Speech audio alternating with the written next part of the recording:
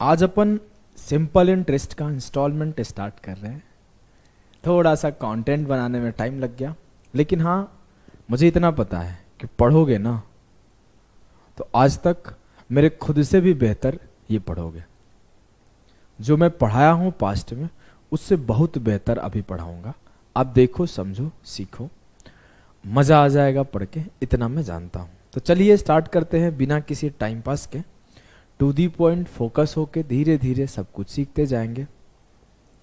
Instalment से अगर अभी के टाइम पे मैं बात करूं कि लास्ट 2022 और 2023 2 साल को देखूं तो हर शिफ्ट में एक क्वेश्चन फिक्स है, एक क्वेश्चन फिक्स है। मतलब अगर आप किसी भी एग्जाम का प्री दे रहे हो तो एक क्वेश्चन उसमें आपको 25 क्वेश्चन में दिखेगा। अगर बहुत रेयर चांस है कि 2 क्वेश्चन इस सेक्शन से आए, एक क्वेश्चन फिक्स है, अच्छे से पढ़ लेना। एक सवाल फ्री के हैं सेकंड्स में। ऐसा इंस्टॉलमेंट में सॉल्व करने से पहले आपको टर्म्स को समझना होता है। जैसे एक टर्म्स है बोरोड मनी और एक टर्म है ड्यू डेब्ट। जनरली लोग कंफ्यूज हो जाता है, मैं भी कंफ्यूज हो जाता था जब तैयारी करता था, इवन अभी भी कंफ्यूज हो जाता हूँ, कभी कभी भूल जाता हूँ, अरे ड्यू डेब्ट क्या होता है, ऐसे भूल जाता हूँ। तो आपको ना भाई, मैं भूल जाता हूँ तो मैं एक चीज करके याद रख लिया हूँ, एक तरीका लगा के आपको तरीका सिखा दूंगा। पहले आप समझो बोरोड मनी है क्या। बोरोड मनी का मतलब होता है लिया गया कर्ज।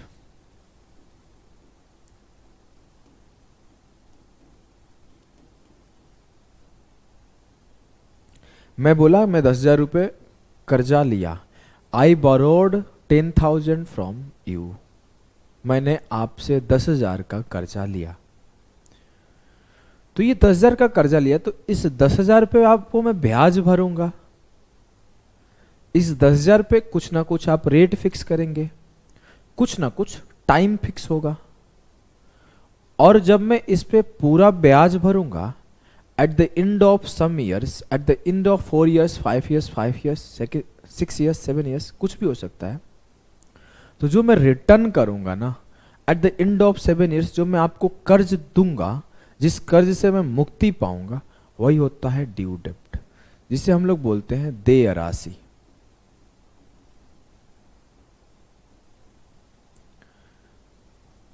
अब आपको ना सवाल में पढ़ के ना ड्यू डेब्ट और बोरोड मनी बहुत कंफ्यूज करता है, तो मैं इसको याद रखने का एक टेक्निक दे दिया हूं।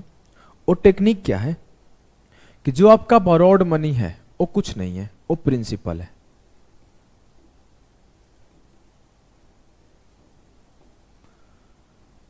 ये प्रिंसिपल है, मूलधन है। और जो ड्यू डेब्ट है वो कुछ नहीं है, आपका अमाउंट है, जिसे हम लोग मिश्र धन कहते हैं। बस यही आपको ध्यान रखना है। ये प्रिंसिपल है जिसे हम लोग मूलधन कहते हैं। अगर कुछ गलती लिख दूं हिंदी या फिर स्पेलिंग तो माफ करना, वैसे ये प्रिंसिपल सही है। अगर लास्ट में एली लिखा जाता है तो ये गलत है, इसका मतलब हो जाता है स्कूल के प्रिंसिपल। मैं कैसे याद किया था इंग्लिश में ये भी बता देता हूं। ये ए है तो ये मूलधन वाला है, और जिसमें ई आ गया तो ई से एजुकेशन होता है, तो शिक्षा में ये आता है, तो प्रिंसिपल इससे होते हैं। प्रिंसिपल और वर्सेस प्रिंसिपल आपको याद रहना चाहिए। मैं फिर से एक बार बोल देता हूं कि प्रिंसिपल वर्सेस प्रिंसिपल, तो ये मूलधन होता है, ये स्कूल के प्रिंसिपल होते हैं। याद रखने का तरीका, यहां पे लास्ट में ई आता है, ये एजुकेशन से जुड़ा हुआ है, ये लास्ट में ए आता है, मतलब इसको सिर्फ याद रख लो कि ई आता है तो एजुकेशन से जुड़ा हुआ है। जैसे ए आया तो ये नहीं है तो ये होगा मूलधन वाला। एक को आप याद रख लो, दूसरा खुद ब खुद याद हो जाएगा। तो ये प्रिंसिपल मूलधन होता है, और ये है हमारा अमाउंट, जिसे हम लोग मिश्र धन कहते हैं। देखो मैं इसमें आपको कोई फॉर्मूला नहीं सिखाऊंगा। जनरली एक फॉर्मूला होता है, उसी फॉर्मूले पे सब लोग सिखाते हैं, वो फॉर्मूला मैं आपको सिखाऊंगा ही नहीं। मैं आपको एक मेथड दूंगा, एक अंडरस्टैंडिंग दूंगा, पूरे ओवरऑल क्वेश्चंस का अंडरस्टैंडिंग दूंगा। उसी अंडरस्टैंडिंग पर आप इसके जो सबसे हायर लेवल के सवाल बनेगा ना, उसको भी कर ले जाओगे। तो आ जाओ हम लोग उस अंडरस्टैंडिंग के ऊपर चलते हैं। अभी आप इस बात को नोट कर लेना। ठीक ठीक है सर, चलो चलते हैं उस पार्ट में। इसको समझाने के लिए मैंने एक एग्जाम्पल लिया। उस एग्जाम्पल से पहले मैं एक बात कर दूं, और जब मैं बोला था कि एक क्वेश्चन आता है, तब मैं एक बात और बोलता हूं कि इससे दो टाइप के सवाल बनते हैं। और दो टाइप के सवाल क्या क्या बनते हैं? एक बनता है इक्वल इंस्टॉलमेंट का, और एक बनता है अनइक्वल इंस्टॉलमेंट का। कि मैं बराबर बराबर पैसे हर साल देके अपना कर्ज भर दिया, या फिर मैं जैसे जैसे पैसा आया वैसे वैसे देते गया और कर्ज भर दिया। कि भैया 10,000 आया है ले लो, भैया 10,000 आया है ले लो, भैया 2,000 रुपये है अभी ले लो कर्ज, भैया 1,500 यहाँ से मिला था ले लो, ऐसे ऐसे करके कर्ज भर दिया। और एक तरीका था कि मेरा फिक्स कर दिया गया कि मुझे इतना रुपए पर मंथ या इतना रुपए पर ईयर भरना ही भरना है।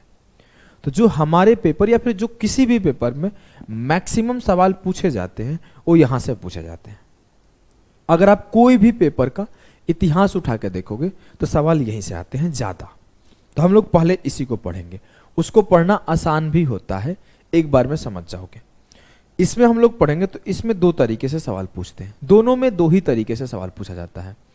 वो दोनों तरीका है आपका कि या तो आपसे बोला जाएगा रेट बताओ, या तो आपसे बोला जाएगा इंस्टॉलमेंट बताओ। Either you have to find the rate of interest और you have to find instalment. दो ही चीजें आपसे पूछी जाती है और कुछ नहीं पूछा जाता। और कई बार रेशियो दे देगा, कई बार ऐसे दे देगा वैसे दे देगा, कंफ्यूज करने के लिए, लेकिन दो ही चीजों पे हमेशा वो फोकस्ड रहेगा। आ जाओ इन दोनों पॉइंट को देखते हुए हम लोग सीधा मूव करते हैं इसको अंडरस्टैंड करने के ऊपर। अगर मैं इसे अंडरस्टैंड करना चाहूं तो कैसे करूंगा? मैंने एक एग्जाम्पल रखा है कि प्रिंसिपल 11,500 है, रेट 10% है, टाइम 4 साल है ना? चलो, तो मेरे से बोला जाए कि अगर मैं इसमें बोलूं सर कि बोरोड मनी क्या है, तो मेरे से बोला जाएगा। तो अगर मैं बोलूंगा कि जो बोरोड मनी का सेक्शन है उससे हम लोग इसे कहते हैं 11,500 वाले को। अगर मुझे प्रेजेंट करना है बोरोड मनी तो ये होगा, ये बोरोड मनी का काम करेगा। सर अगर मुझसे बोला जाता कि भैया ये 11,500 रुपये ले लो, रेट आपका 10% है, टाइम आपका 4 साल है, मुझे 4 साल बाद पैसा लौटा देना, तो मुझे कितना लौटाना पड़ता? तो मुझे लौटाना पड़ता, प्रिंसिपल बराबर होता है 11,500, सॉरी प्रिंसिपल दिया हुआ है, इंटरेस्ट बराबर होता है 11,500 इंटू 10 इंटू 4 अपॉन 100, 2 जीरो से 2 जीरो खत्म, 15 चौके 60, 4 पच्चे 20, 11 चौके 44, तो 46। मेरा इंटरेस्ट 46 हो जाता, 4 पच्चे 20, 11 चौके 44 और 2 46। इंटरेस्ट 46 आता, तो ये मेरा ब्याज हो गया, ये मेरा प्रिंसिपल हो गया। तो जो मुझे पैसा रिटर्न करना पड़ता वो अमाउंट होता, और उस अमाउंट को हम लोग बोलते हैं मिश्र धन, जो बराबर होता है मूलधन प्लस ब्याज। और मूलधन मेरा है 11,500 और ब्याज मेरा है 4600, दोनों को जोड़ा 16,100 रुपीज मैं रिटर्न करता। तो जो मेरा अमाउंट आया वो आया 16,100। अगर मुझसे बोला जाए कि मेरा देय राशि क्या है, मेरा ड्यू डेब्ट क्या है, मेरा देय राशि क्या है, तो यही मेरा देय राशि है।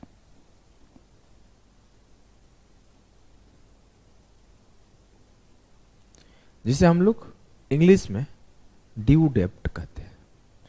इसका मतलब हुआ कि 16,100 का कर्जा मेरे ऊपर चढ़ा आज से 4 साल बाद। देखो मैं आपको पहले बोला हूं, मैं कोई फॉर्मूला नहीं पढ़ाऊंगा, इस टॉपिक को एकदम रिलेट करा के अंडरस्टैंड करा दूंगा।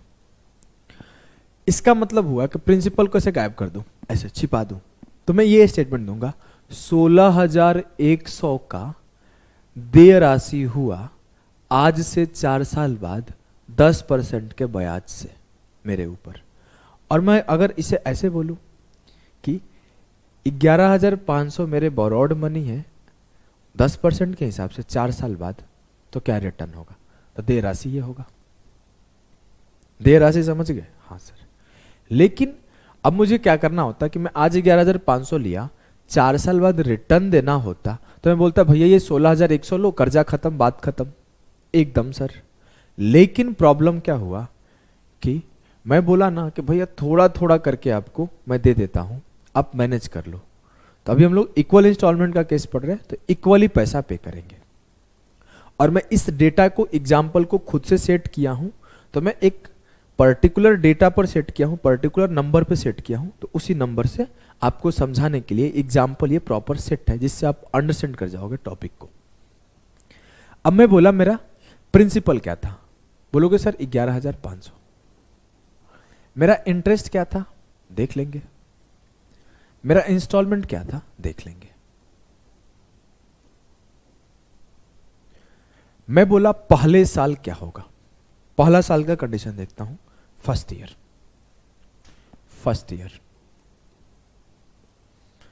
फर्स्ट ईयर क्या हो रहा है, मेरे ऊपर 11,500 का कर्जा हुआ। अब मैं पहले साल पूरा 10% इस पे ब्याज दूंगा, तो 11,500 के ऊपर 10% का ब्याज लगेगा। तो 11,500 का 10% कितना हुआ, 1150। ऐसे निकाल लो, ये तो अब आता होगा ना आप लोगों को, इतना भी तो बेसिक नहीं लिखना पड़ेगा, 1/10। अब 1150 का ब्याज हुआ, और मैं क्या किया कि सर मेरे पास ना 3500 का 4 आपको पे करूंगा।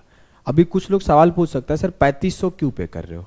आई ऑलरेडी सेट कि मैं डेटा सेट किया हूं, जैसे मैं इसको कंप्लीट सिखाऊंगा आप समझ जाओगे मैं क्या बताना चाहता हूं। चुपचाप अभी सुनो। 3500 का मैंने पहला इंस्टॉलमेंट दे दिया आज से 1 साल बाद। अब क्या हुआ, जैसे मैं 3500 पे किया तो मेरे पूरे टोटल अमाउंट से 3500 घट जाएगा। हाँ, तो सर मेरे कितने हो गए थे, 11,500 प्रिंसिपल हो गए थे, 1150 ब्याज हो गया था। तो अब मेरे रिटर्न कितना करना था, मेरे को रिटर्न करना था 5 5 1 6 12,650। लेकिन मैं क्या किया, 12,650 में 3500 का इंस्टॉलमेंट भर दिया। तो अब कितने रिटर्न करने हो गए, 9150। अब मुझे 9150 रिटर्न करने हो गए। हाँ सर।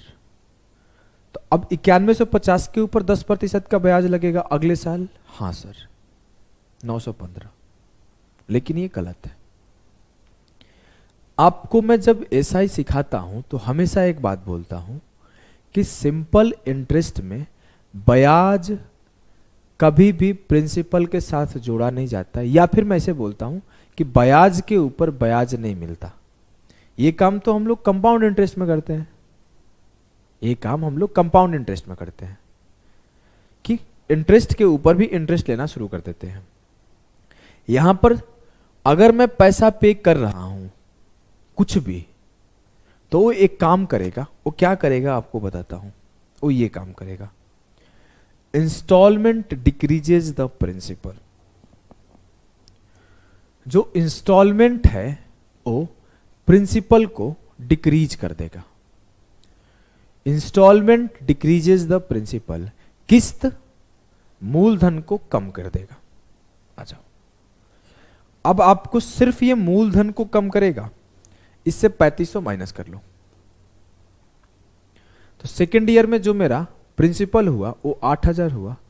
इस 8,000 के ऊपर ब्याज मिला, तो मेरे 8,000 का 10% 800 हुआ, इसका 10% 800 हुआ। और मैंने क्या किया, फिर से 3500 भर दिया।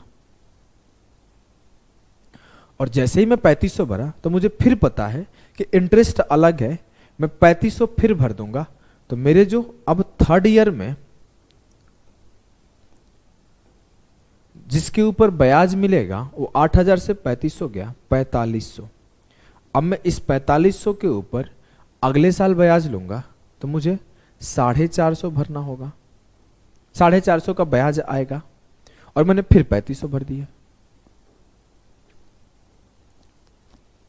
फिर 3500 भरा तो फिर से 3500 माइनस कर लो, तो मुझे चौथे साल में जो प्रिंसिपल आएगा वो 1000 आएगा और इसके ऊपर 100 रुपए का फिर से ब्याज आएगा 10% और फिर मुझे 3500 पे करना होगा। सर कंफ्यूज हो गया, अच्छा कहां पे? मेरा प्रिंसिपल 1000 था, आपने 3500 क्यों पे किया? मैं 3500 ही पे करूंगा क्योंकि हम लोग इक्वल इंस्टॉलमेंट का केस देख रहे हैं। अगर ये गलत है तो पूरा का पूरा इंस्टॉलमेंट गलत होगा, सही है तो फिर सही है। अच्छा मैं एक आपसे बात पूछता हूं, आप 11500 था तो 3500 पे किए, फिर 8000 हो गया आपका मूलधन, इसके ऊपर ब्याज मिला, फिर आप 3500 पे किए, आपका मूलधन 4500 हो गया, इस पे 3500 पे किए, फिर आपका मूलधन 1000 हो गया, फिर 3500 पे किए। ऐसा क्यों? तो एक स्टेटमेंट होता है, वो स्टेटमेंट क्या है कि in instalment of simple interest, interest को हम लोग आखिरी में पे करते हैं, interest will be paid at the end. ये जो मेरा इंस्टॉलमेंट हम लोग पे कर रहे थे, ये 3500 पे कर रहे थे, ये 3500 पे कर रहे थे, ये 3500 पे कर रहे थे, लेकिन अभी तक ब्याज पे कर रहे थे क्या? नहीं सर, ब्याज नहीं पे कर रहे थे। तो ब्याज कितने का हो रहा है? जोड़ो, 0 0 0, 5 5 10 की 0, 11 8 19 4 23, 1 24 1 25, 2500 का मेरा ब्याज हो रहा था, 1000 का मेरा प्रिंसिपल हो रहा था और इन दोनों को मिला के टोटल 3500 हो रहा था और मैं ये 3500 पे करके अपना कर्जा खत्म कर दिया। 2 मिनट टाइम लूंगा, फिर से इसी चीज को दोबारा समझाऊंगा। 11500 का कर्जा था, 3500 का इंस्टॉलमेंट पे किया, 8000 का प्रिंसिपल हो गया, फिर इस पे 10% मिला, फिर 3500 पे किया, फिर 4500 का प्रिंसिपल हो गया, फिर 10% ब्याज मिला, फिर 3500 पे किया, फिर 1000 का मेरा प्रिंसिपल हो गया और फिर इस पे 100 रुपए का ब्याज मिला और फिर मैंने 3500 पे किया और इस पूरे ब्याज को और इस प्रिंसिपल को निपटा दिया। क्लियर है? जी सर। अच्छा अब मैं एक और सवाल पूछता हूं, बहुत लोगों के मन में उठ भी गए होंगे, सर 35 35 35 35 सबको जोड़ा तो मेरा आया 14000। सर अगर मैं 4 साल बाद सीधा सीधा पे करता तो 16100 पे करता। अगर मेरे से बोल दिया जाता ये लो 11500 4 साल बाद दे देना, तो मुझे कितना पे करना पड़ता? 16100। मैंने 3500 3500 3500 करके पे किया, 14000 ही पे करना पड़ा। ये सर 2100 कम पे करना पड़ा, ऐसा क्यों हुआ? ये 2100 जा कहां रहा है? ये 2100 मेरा सेव कैसे हो रहा है? तभी तो लोग इंस्टॉलमेंट भरते हैं, क्योंकि उससे कुछ सेविंग हो जाता है, एक साथ पूरा ब्याज भरने पर घाटा लगता है। ये 2100 का केस बताओ। अच्छा मैं आपसे एक सवाल पूछता हूं कि अगर मैं यहां भी 11500 रुपए के ऊपर यहां पे ब्याज लिया 1150, अगर ये 3500 नहीं देता तो यहां पे भी अगले साल सेकेंड ईयर में 11500 के ऊपर 1150 का ब्याज लेता। अगर फिर मैं 3500 नहीं देता तो यहां पे भी 11500 पे 3500 का ब्याज लेता, 11500 पे 1150 का ब्याज लेता और मैं यहां पे भी 11500 पे 1150 का ब्याज लेता। तो इन सब पे मेरा ज्यादा ब्याज मिलता जो कि नहीं मिला है। वो क्यों नहीं मिला है? क्योंकि मैंने 3500 पे कर दिया है। जैसे ही मैंने 3500 पे किया तो 3500 पे यहां पे ब्याज मिलता है, यहां पे ब्याज मिलता है, यहां पे ब्याज मिलता। अगले 3 साल तक वो तीनों का तीनों इंटरेस्ट मेरा बच गया। क्लियर है? सेकेंड ईयर में जो ब्याज इसके ऊपर मिलता, सेकेंड ईयर में इसके ऊपर जो ब्याज देना पड़ता और थर्ड ईयर में जो ब्याज देना पड़ता, वो सबके सब बच गए। मतलब यहां पे second year, third year, fourth year, इन तीनों में जो ब्याज मुझे देना पड़ता वो तीनों के तीनों बच जाता ना? बच गया ना? जी हाँ सर। तो मुझे कितना बचा? सर मेरा रेट ऑफ इंटरेस्ट 10% था, और दूसरा साल, तीसरा साल, चौथा साल, 3 साल तक मेरे बच गए, तो 10 दिया 30% ब्याज इसके ऊपर बच गए। अगर मैं बोल दूं कि फिर 3500 पे कर दिया, फिर से मेरा प्रिंसिपल कम हो गया, फिर से प्रिंसिपल कम हो गया, तो इस 3500 पे करने के वजह से मुझे जो ब्याज यहां पे उस 3500 पे देता और जो ब्याज यहां पे 3500 पर देता, वो दोनों बच गया। हाँ सर, तो 10% रेट था, 2 साल इस पे बच गया, तो 20% बच गया। 10% इस साल, 10% इस साल। अगर मैं बोलूं इस 3500 के ऊपर बात करूं, तो इस 3500 को मेरे को देने की वजह से मेरा क्या हुआ, इस साल का ब्याज बच गया। देखो कहानी सिखा रहा हूं, अभी आपको देखो पूरा अंडरस्टैंड कर जाओगे। मैं यहां भी 4500 के ऊपर ब्याज देता तो 450, और यहां भी 4500 के ऊपर ब्याज देता तो 450 देता ना। लेकिन मैं क्या किया, 3500 पे कर दिया। 3500 पे कर दिया तो यहां मेरा इस साल का 10% सेव हो गया। इस साल का 10% कितना होगा, 350, और ये 350 सेव हो गया, तो जो 450 देना पड़ता उसे 100 रुपए देना पड़ा। ध्यान से समझो, 4500 पर यहां ब्याज दिया, अगर मैं यहां भी 4500 पे ब्याज देता तो यहां भी 450 देता, लेकिन पहले ही 3500 दे दिया, पहले ही 3500 दे दिया। इट मीन्स कि मुझे 350 बचने लगे इस साल वाले, और 350 बचने लगे तो देखो यहां 450 देना पड़ता, उससे 350 कम 100 ही देना पड़ा। वही 10% बच गया ना, वही 10% बच गया ना। जी हाँ सर, एकदम क्लियर है। यहां 3500 का 30% बच गया था 1050, जो कि मुझे देना पड़ता इस साल, इस साल, इस साल का। इस 3500 का 20% मुझे देना पड़ता 700 इस साल और इस साल में बच गया, और इस 3500 पे मुझे 10% इस साल का देना पड़ता, जो कि बच गया। और उसके बाद 1000 पे तो मुझे देना ही पड़ा, बचा नहीं। मेरे कितने बच गए, 1000 प्लस 1050 प्लस 350 प्लस 700, 2100 बच गए। मेरे 2100 बच गए। अब मैं बोलूं 14000 पे किया और 2100 बचा लिया, तो ये मैं पे किया इंस्टॉलमेंट, और ये मैं सेव किया। अगर इन दोनों को मिला दूं तो मेरे पूरे कर्जा क्लियर हो गया। क्लियर है? ये 2100 कहां से गया है ये पता चल गया ना। मैं जो थोड़े थोड़े चंक्स में पे कर रहा हूं इंस्टॉलमेंट, उस इंस्टॉलमेंट के वजह से मुझे इतने का ब्याज नहीं पे करना पड़ रहा है, क्योंकि जो इंस्टॉलमेंट होता है वो प्रिंसिपल को डिक्रीज कर देता है, और प्रिंसिपल को डिक्रीज कर देगा तो प्रिंसिपल के ऊपर लगने वाला ब्याज कम हो जाएगा। यही है ना कॉन्सेप्ट। और जब ब्याज कम हो जाएगा तो मुझे कम कम पे करना पड़ेगा, इस वजह से मैं 2100 बचा लिया। अब आप एक चीज और समझो, आपका प्रिंसिपल कितना था? आपका प्रिंसिपल था 11500। आपने पे कितना किया? 14000। और आपका ड्यू डेप्ट जिसे कहते हैं, जिसे हम लोग क्या कहते हैं, मिश्र धन या फिर देय राशि या फिर अमाउंट, वो कितना था? 16100। सर 3 चीजें हुआ। एक जिसको हम लोग बोरोड मनी कहते हैं,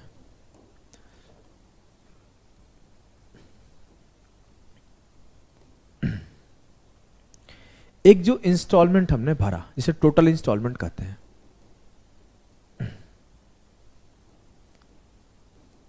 और एक मेरा जो ड्यू डेप्ट है जिसे हम लोग याद रखने के लिए, देय राशि को याद रखने के लिए मिश्रधन का नाम दिया है। तो आपको ध्यान रखना है, कई बार इसका हेल्प से काम बन जाता है ऑप्शन देख के, कि जो आपका बोरोड मनी होगा उससे ज्यादा आपको इंस्टॉलमेंट भरना होगा, और जो आपका मिश्रधन होगा, जो आपका अमाउंट होगा, उससे कम आपको इंस्टॉलमेंट भरना होगा।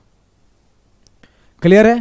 तो जो टोटल इंस्टॉलमेंट होता है दिए गए कर्जे से ज्यादा होता है, और लिए जाने वाली राशि जो कि अमाउंट होने वाला है, जो कि ड्यू डेब्ट है, उससे कम होता है। ये बात ध्यान रखना। आपके सामने प्रूफ है कि 11500 का कर्जा लिया, 4 साल बाद अगर मुझे पे करना पड़ता 16100 करना पड़ता, लेकिन 14000 में ही काम हो गया, क्योंकि मैंने थोड़े थोड़े पार्ट में दे दिया। पूरा कॉन्सेप्ट क्लियर है? सवालों पे बढ़ते हैं, ज्यादा अच्छे से समझोगे सवालों से, अभी थोड़ा कम भी समझ में आया होगा। तो पहले टाइप का सवाल आपके सामने,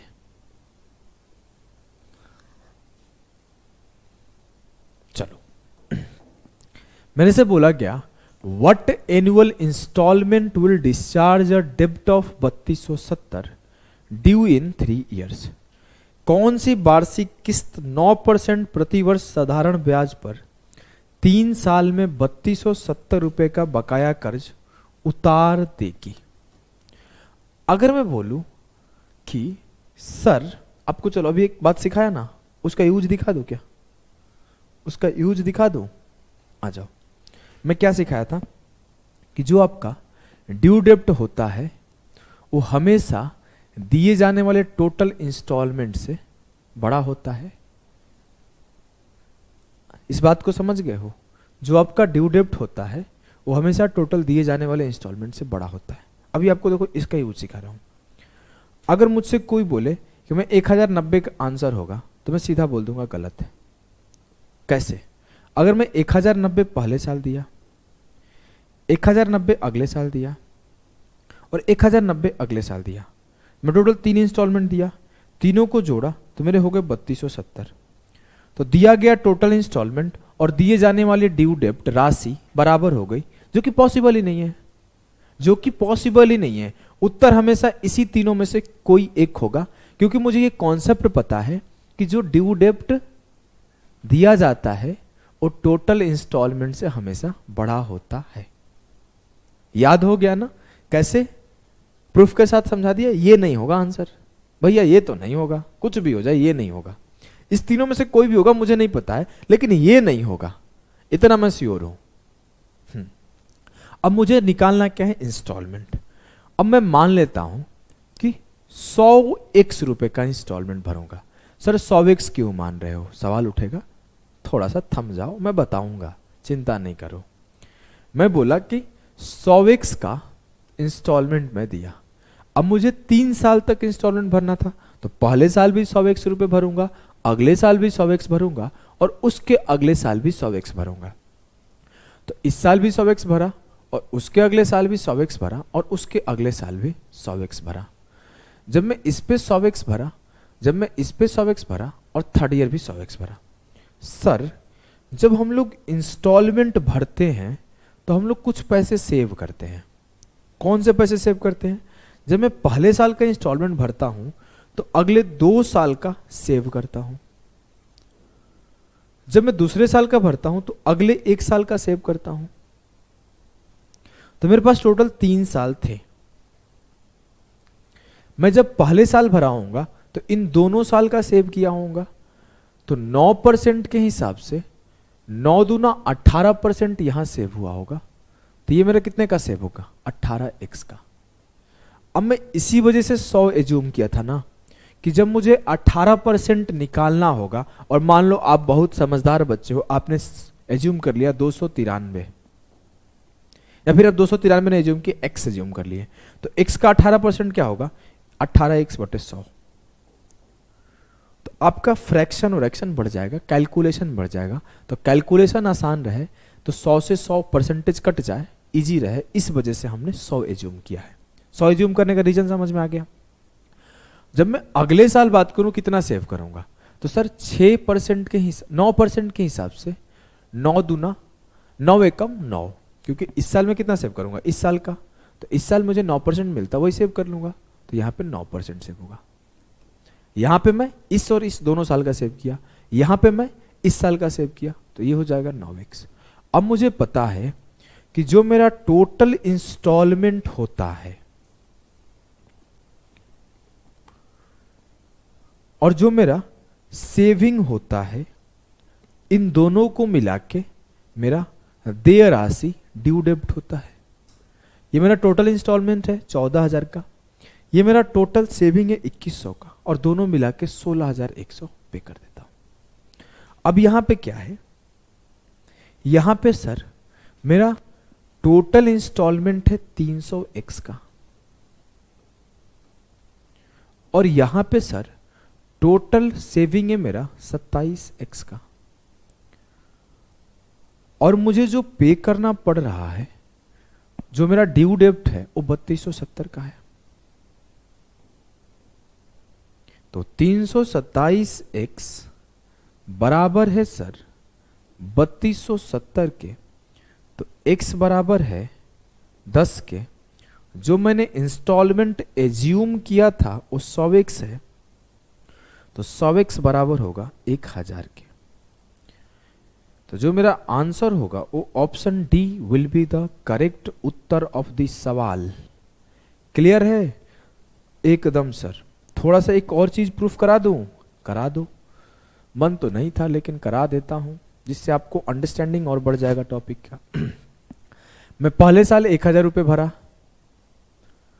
उसके अगले साल भी 1000 भरा, उसके अगले साल भी 1000 भरा, 3 साल में 3000 भरा। जब मैं इस साल 1000 भरा तो इस दोनों साल का सेव कर लिया, 9 दूना 18%, 9% यहाँ 9% यहाँ। मैंने सेव कितना किया? 180। जब मैंने दूसरा साल भरा तो अगले साल का 9% सेव कर लिया, तो यह आ गया 90। अगर मैं टोटल देखा तो 3000 भरा और 270 सेव कर लिया, तो 3270 का देय राशि कर्जा मेरा, 3270 का ड्यू डेप्ट मेरा क्लियर हो गया। प्रूफ हो गया ना? 3000 प्लस 270 3270। जिससे हम लोग पिछला वाला 14000 प्लस 2100 16100 कैसे आया था, समझ गए थे। और यहां पे 100x एज्यूम करने के बाद आप कैसे इंस्टॉलमेंट निकाले ये भी आप समझ गए। मुझे नहीं लगता कि अब आपको कोई भी कंफ्यूजन होगा। आइए एक सवाल को और करते हैं। चलो एक चीज और सिखाता हूं यहीं पे। ये आपका क्या है? Basic approach, pure basic. देखो ये बेसिक, मेरा बेसिक लोगों से एडवांस ही रहता है। रीजन ये है ना कि मैं फॉर्मूला नहीं पढ़ाया इसमें। पर्टिकुलर इस चैप्टर का बात करूं, अगर मैं फॉर्मूला पढ़ाता ना तो वो बेसिक हो जाता। ये आपका ये भी एडवांस तरीका है। लेकिन अभी भी हम लोग एक चीज और बात करेंगे, टाइम सेविंग और स्टेप स्किपिंग के बारे में। अगर आप इस साल के सीडीएस का पेपर देखो 2022 का, अगर आप 2022 के सीजीएल का पेपर देखो, तो अगर आपके पास ये सब चीजें नहीं है कि टाइम कैसे सेव करते हो, स्टेप कैसे स्किप करते हो, तो जो बड़े एग्जाम है उसे क्लियर करना डिफिकल्ट हो जाता है। छोटे एग्जाम आप क्लियर कर लोगे क्योंकि वहां पे टाइम का अभाव नहीं होता है, यहां समय का अभाव होता है। अब मैं आपसे सीधी सीधी बातें करूं, सीधी सीधी बातें कि 3 साल में पैसा देना था जी सर, कितने इंस्टॉलमेंट भरने पड़ेंगे? सर 3 इंस्टॉलमेंट भरने पड़ेंगे। अब आपको पता है 3 इंस्टॉलमेंट भरने हैं तो 100 का 3 भर दो तो 300, 100 का 3 भर दो 300। जब आप पहले साल भरोगे तो अगले 2 का बचा लोगे, 9 दूना 18। जब दूसरे का भरोगे तो अगले का बचा लोगे 9। मतलब आपको ध्यान रखना है 300 3 साल का है तो 9 इंटू 2 मतलब R इंटू टाइम और 9 इंटू 1। ठीक है, क्लियर है। अब मैं बोला कि जो पार्ट आप यहां आके लिखे हो कि 100x 100x 100x 18% saving, 9% saving, फिर आप 300x प्लस 27x बराबर 3270, तो 327x बराबर 3270, x बराबर 10, 100x बराबर 1000। सीधे आप इतने ही पॉइंट लिख के काम नहीं चला लोगे, इस स्टेप को लिखने की जरूरत है नहीं। आप 1-2 बार लिखो, ऐसा नहीं बोल रहा हूं कि आपको बिल्कुल लिखना ही नहीं है। आप 1-2 बार लिखो अंडरस्टैंड करने के लिए, लेकिन पेपर में सॉल्व करने के लिए नहीं लिखना है। पेपर में आप सीधा बोलोगे 3 साल का 100 100 100 का 300, पहले साल 9 दूना 18, अगले साल 9 एकम 9, 327 बराबर हो गया 3270, 1 बराबर हो गया 10 के, तो मुझे 100 का वैल्यू बताना है, होगा 1000। क्लियर? क्लियर है ना? आपको एग्जाम में कितना लिखना है? सिर्फ इतना। आओ हम लोग सिर्फ इतना लिख के पेपर को सॉल्व करेंगे। बेसिक बेसिक आप करोगे। देखो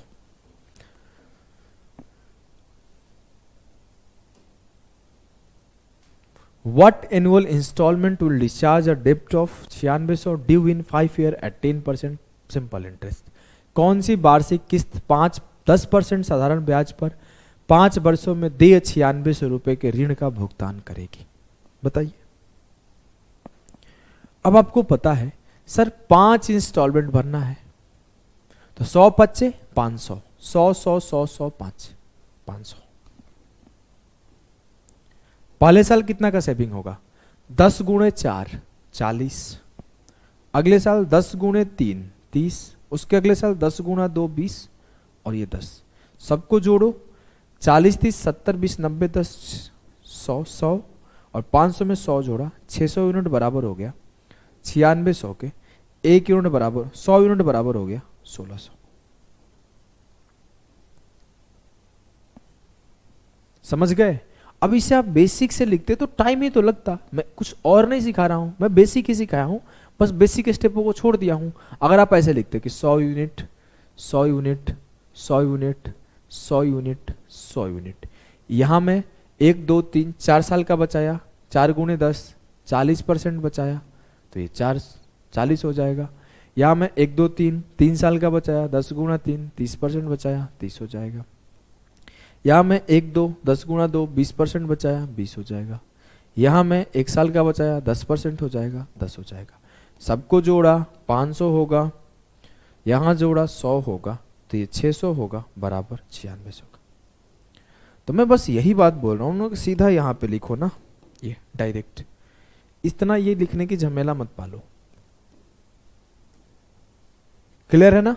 जी सर। ये बेसिक बातें मत लिखो, क्योंकि पेपर में you have to learn how to approach the question. आपको सिर्फ बेसिक सवाल तरीका बनाने से नहीं आता है कि आपको बना लेने आता है, आपको ये भी आना चाहिए कि पेपर में बैठे हो तो जल्दी जल्दी कैसे निपटाओगे। मैं निपटाने भी तो सिखाना पड़ेगा ना, खाली बेसिक सिखाने से थोड़ी चलेगा।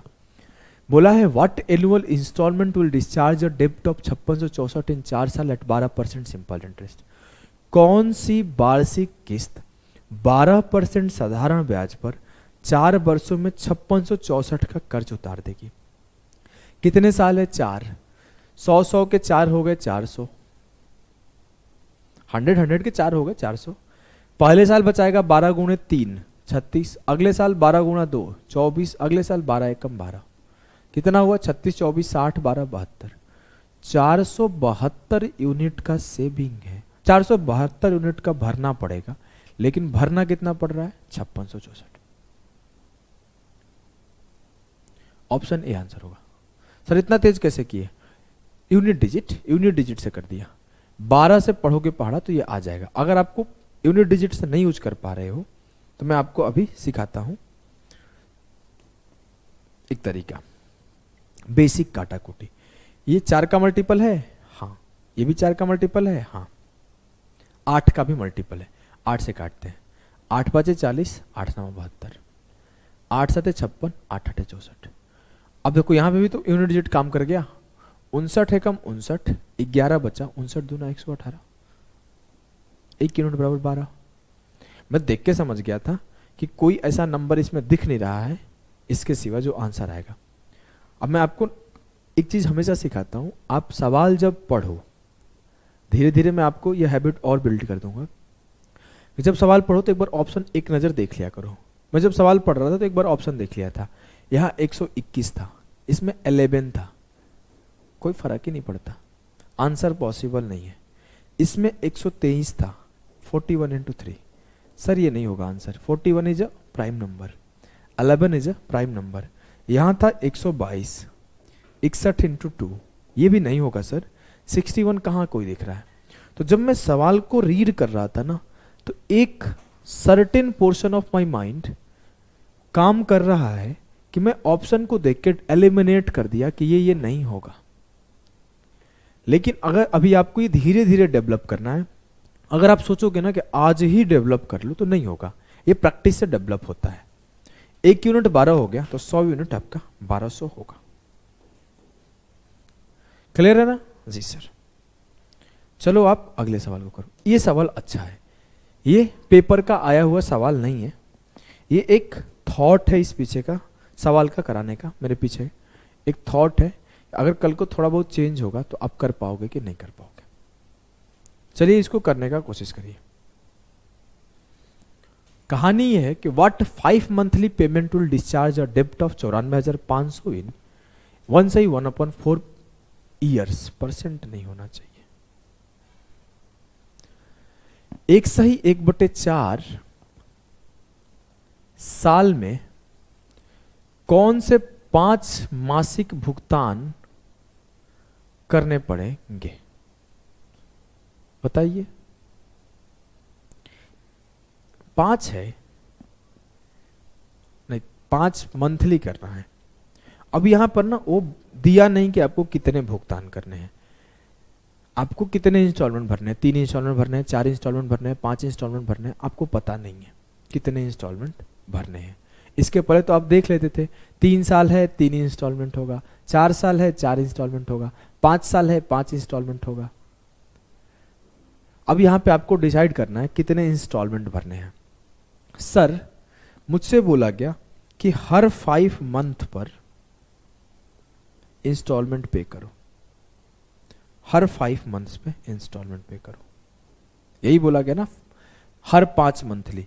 और मेरे पास समय कितना है, मेरे पास समय है 1/4 ईयर्स। मैं आपको अब इसको मैं महीने में निकालने नहीं सिखाऊंगा, मैं आपको अनगिनत बार इंटरेस्ट में सिखा दिया हूं कैसे निकालते हैं। 1 साल का मतलब हो गया 12 महीने, और 1/4 साल का मतलब हो गया 1/4 इंटू 12, 3 महीने, 15 मंथ। जो मेरा दिया गया था कर्ज वो 15 मंथ के लिए दिया गया था, और मुझसे बोला गया था हर 5 मंथ पे आपको एक ब्याज पे कर देना है। 15 मंथ के लिए कर्ज दिया गया और हर 5 मंथ पर एक ब्याज मांगा गया। तो मैं कितना ब्याज पे, मैं कितना इंस्टॉलमेंट पे करूंगा? मैं सर 3 इंस्टॉलमेंट पे करूंगा, ये पहले 5 मंथ पर, ये दूसरे 5 मंथ पर, ये तीसरे 5 मंथ पर। तो मैं इतना तो समझ गया 3 इंस्टॉलमेंट पे करूंगा। 3 इंस्टॉलमेंट पे करूंगा, 100 का 300। तो मैं सेव कितना करूंगा? अब ये सवाल उठा तगड़ा सा, अब मैं सेव कितना करूंगा? अच्छा अब देखो सर 12 महीने में मुझे 12% का ब्याज मिलता है, पर एनम लिखा हुआ है बड़े बड़े अक्षर में, 12% पर एनम। तो 1 साल में मुझे 12% का ब्याज मिलता है। अब जब मुझे 12 मंथ में 12% का ब्याज मिलता है, तो 1 मंथ में कितना परसेंट का ब्याज मिलेगा? 1% का। तो मुझे 5 मंथ में कितने परसेंट का ब्याज मिलेगा? 5% का। मतलब हर 5 मंथ पे 5-5% का ब्याज लगा है। अब सवाल कुछ यूं है, ये सवाल आपको डराने के लिए ऐसा बनाया गया है। सवाल ऐसे बोला जाता कि 5% इंटरेस्ट पर 3 इंस्टॉलमेंट पे करो 5 मंथली। सवाल यह है कि आपसे 5% का ब्याज लिया जाएगा, 5-5 मंथ पे करना है, बताओ कितने का इंस्टॉलमेंट पे करोगे? ये होता है लैंग्वेज का घुमाना, ये होता है आपको कंफ्यूज करने का कोशिश करना। अब पहले 5 मंथ पर एक इंस्टॉलमेंट पे करेगा, तो दूसरे 5-5 मंथ का 2 बचा लेगा, तो 5 और 5 10% बचा लेगा, तो 10। और जब दूसरा पे करेगा तो तीसरे का बचा लेगा 5, तो 315 बराबर होगा 945,000। सीधा सीधा दिख रहा है, 15 तिया 45, 3 तिया 9, 3 बार में कट गया। 1 यूनिट बराबर हुआ 300, 100 यूनिट बराबर हुआ 30,000 के। Option A will be the सही उत्तर ऑफ द सवाल। क्लियर है? एकदम क्लियर है सर। अब आ जाओ थोड़े लेवल को बढ़ाते हैं, थोड़ा सा DSSB पेपर जो कि बहुत दिल्ली में होता है उसको करते हैं। इसको समझना, पहले आप सवाल को समझना। बोला है Vikas borrowed 6,450 at 5% simple interest, repayable in 4 equal instalments. What will be the annual instalment payable by him? Vikas ने 5% साधारण ब्याज पर 6,450 रुपए उधार लिए, जो 4 समान किस्तों में चुकाए होंगे, तो उसके द्वारा देय वार्षिक किस्त क्या होगा? पहले जो चीजें हम लोग सीख चुके हैं उसके ऊपर बात करते हैं। 4 समान किस्त पे करना है, 4 इक्वल ईयरली इंस्टॉलमेंट पे करना है। तो 4 का मतलब कितना हुआ सर? 4% का मतलब हुआ, 4 साल का मतलब हुआ 4 में पे करूंगा ब्याज, 4 में इंस्टॉलमेंट पे करूंगा। 4 साल का मतलब 4 इंस्टॉलमेंट पे करूंगा, तो 100 का 4 कर दिया 400। जब मैं पहले साल पे करूंगा तो 5% के हिसाब से 3 साल का बचा लूंगा, 5 तिया 15। दूसरे साल 5 दूना 10 बचा लूंगा, तीसरे साल 5 बचा लूंगा। 15 5 20 10 30, 430 में पे करूंगा। मुझे पे कितना करना था? मुझसे बोला गया विकास बोरोड 6450, ये नहीं बोला गया है ड्यू डेप्ट ऑफ 6450। अगर मैं इस सवाल को पहले सवाल पे जाऊं एकदम, तो मेरा बोरोड मनी क्या था 11,500, लेकिन ड्यू डेप्ट कितना हुआ 16,100। तो मुझे तो हमेशा अपना ड्यू डेप्ट भरना होता है, कर्जा थोड़ी भरना होता है। जो 4 साल बाद राशि बनेगा उसको भरना है ना।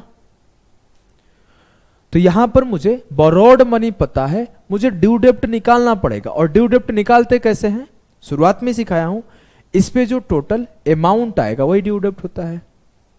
तो पहले मुझे अमाउंट निकालना पड़ेगा। अब मैं अमाउंट निकालता हूं।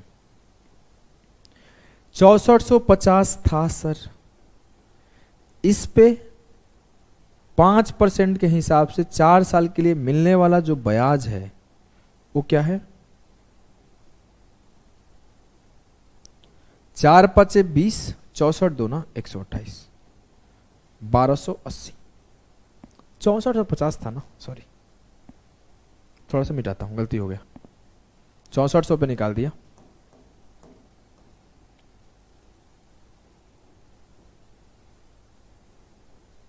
पांच % के हिसाब से 4 साल के लिए,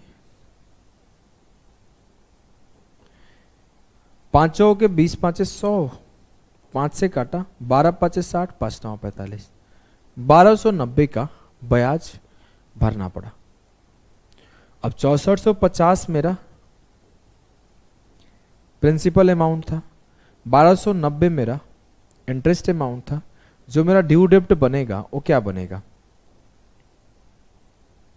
7740, 7740। क्लियर है जी सर? पता नहीं क्यों फील हो रहा है ये आंसर आएगा। चलो देखते हैं सर। अब मैं काटा 43 से, 43 से कम 43, 7 से 3 गया 4, 7 से 4 गया 3, 8 बार में चल जाएगा, 8 3 24, 8 चौका 32 तो 34, सही है। 1 यूनिट बराबर हो गया 180 के, 180 नहीं, 0 से 0 खत्म हो जाएगा ना। 1 यूनिट बराबर हो गया 18 के, तो आपका जो 100 यूनिट बराबर होगा 1800 के बराबर होगा। लेकिन आपको ना और स्टेप बचाने सीखना पड़ेगा, ऐसे नहीं करना है आपको। जब मैं सिखा रहा था सिंपल इंटरेस्ट तो एक चीज सिखाया था, याद होगा तो। क्या सिखाया था कि आपका प्रिंसिपल अगर 1000 है, रेट आपका 10% है, टाइम आपका 2 साल मान लो, 3 साल, कोई भी मान लो 3 साल है, तो आपका इंटरेस्ट क्या बनेगा। तो आप क्या बोलते थे कि सर 10 × 3 30% इंटरेस्ट बनेगा प्रिंसिपल का, ये बोलते थे, याद है? हाँ सर। अब मैं आपसे बोलूं कि आप ये क्या बोलते थे, अमाउंट कितना बनेगा। सर मैं अमाउंट बोलता था कि 30% और 100% मेरा हमेशा प्रिंसिपल होता है, तो जो अमाउंट बनेगा वो 130% बनेगा। आप बेसिक से निकाल लो। 1000 प्रूफ भी कराया हूं वहां पे, आपको याद होगा तो। 1000 × 10 × 3/100 तो कितना हुआ 300।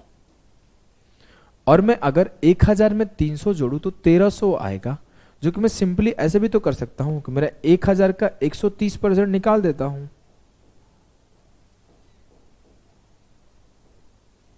$1300 आ गया। मैं एक बार इंटरेस्ट निकालू, फिर जोड़ू, फिर अमाउंट पर पहुंचू, मैं सीधा अमाउंट पे पहुंचता हूं भरबली। हाँ सर। और अमाउंट क्या होता है, ड्यू डेप्ट। Now come to the point कि मैं एक बार 6450 पे निकाला, फिर आया, फिर निकाला इंटरेस्ट, फिर जोड़ा, फिर इक्वेट किया, फिर उत्तर निकाला। मैं ये काम नहीं करूंगा, मुझे इसका टाइम बचाना है। अब इसका टाइम कैसे बचाऊंगा, देखो 6450 मेरा प्रिंसिपल था, इस पे मेरा ब्याज कितना होता 5 × 4 20%। तो जो मेरा अमाउंट होता वो क्या होता 120%। और जैसे इसका 120% निकाला तो देखो क्या हुआ, 12 25 60, 12 चौके 48, 6 54 की 4, 12 छके 72 और 5 77 आ गया। तो जब मुझे कंपैरिजन करना था, इस पॉइंट को नोट कर लिए होंगे आप लोग, मिटाता हूं। जब मुझे कंपेयर करना था तो मैं किससे कंपेयर करता कि 4 इंस्टॉलमेंट के 400 हो गए सर,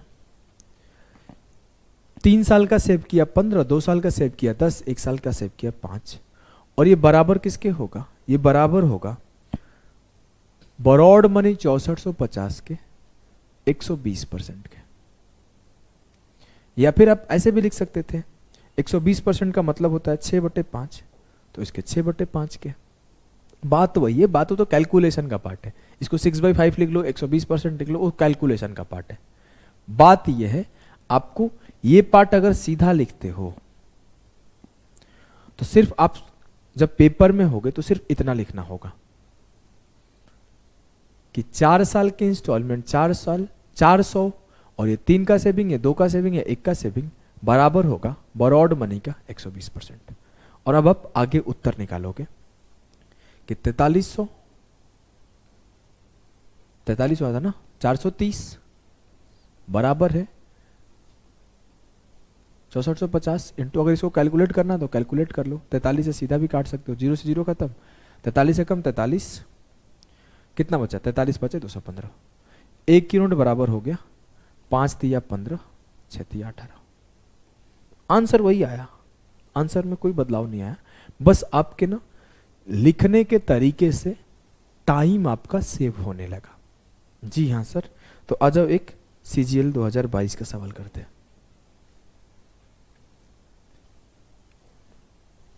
करो, क्या है सवाल, पॉज करके ट्राई किया ना। हाँ, a person borrowed 2000 at 5% annual simple interest repayable in 3 equal annual instalment. 2000 रुपए 5% वार्षिक साधारण ब्याज पर 3 समान वार्षिक किस्त में गई।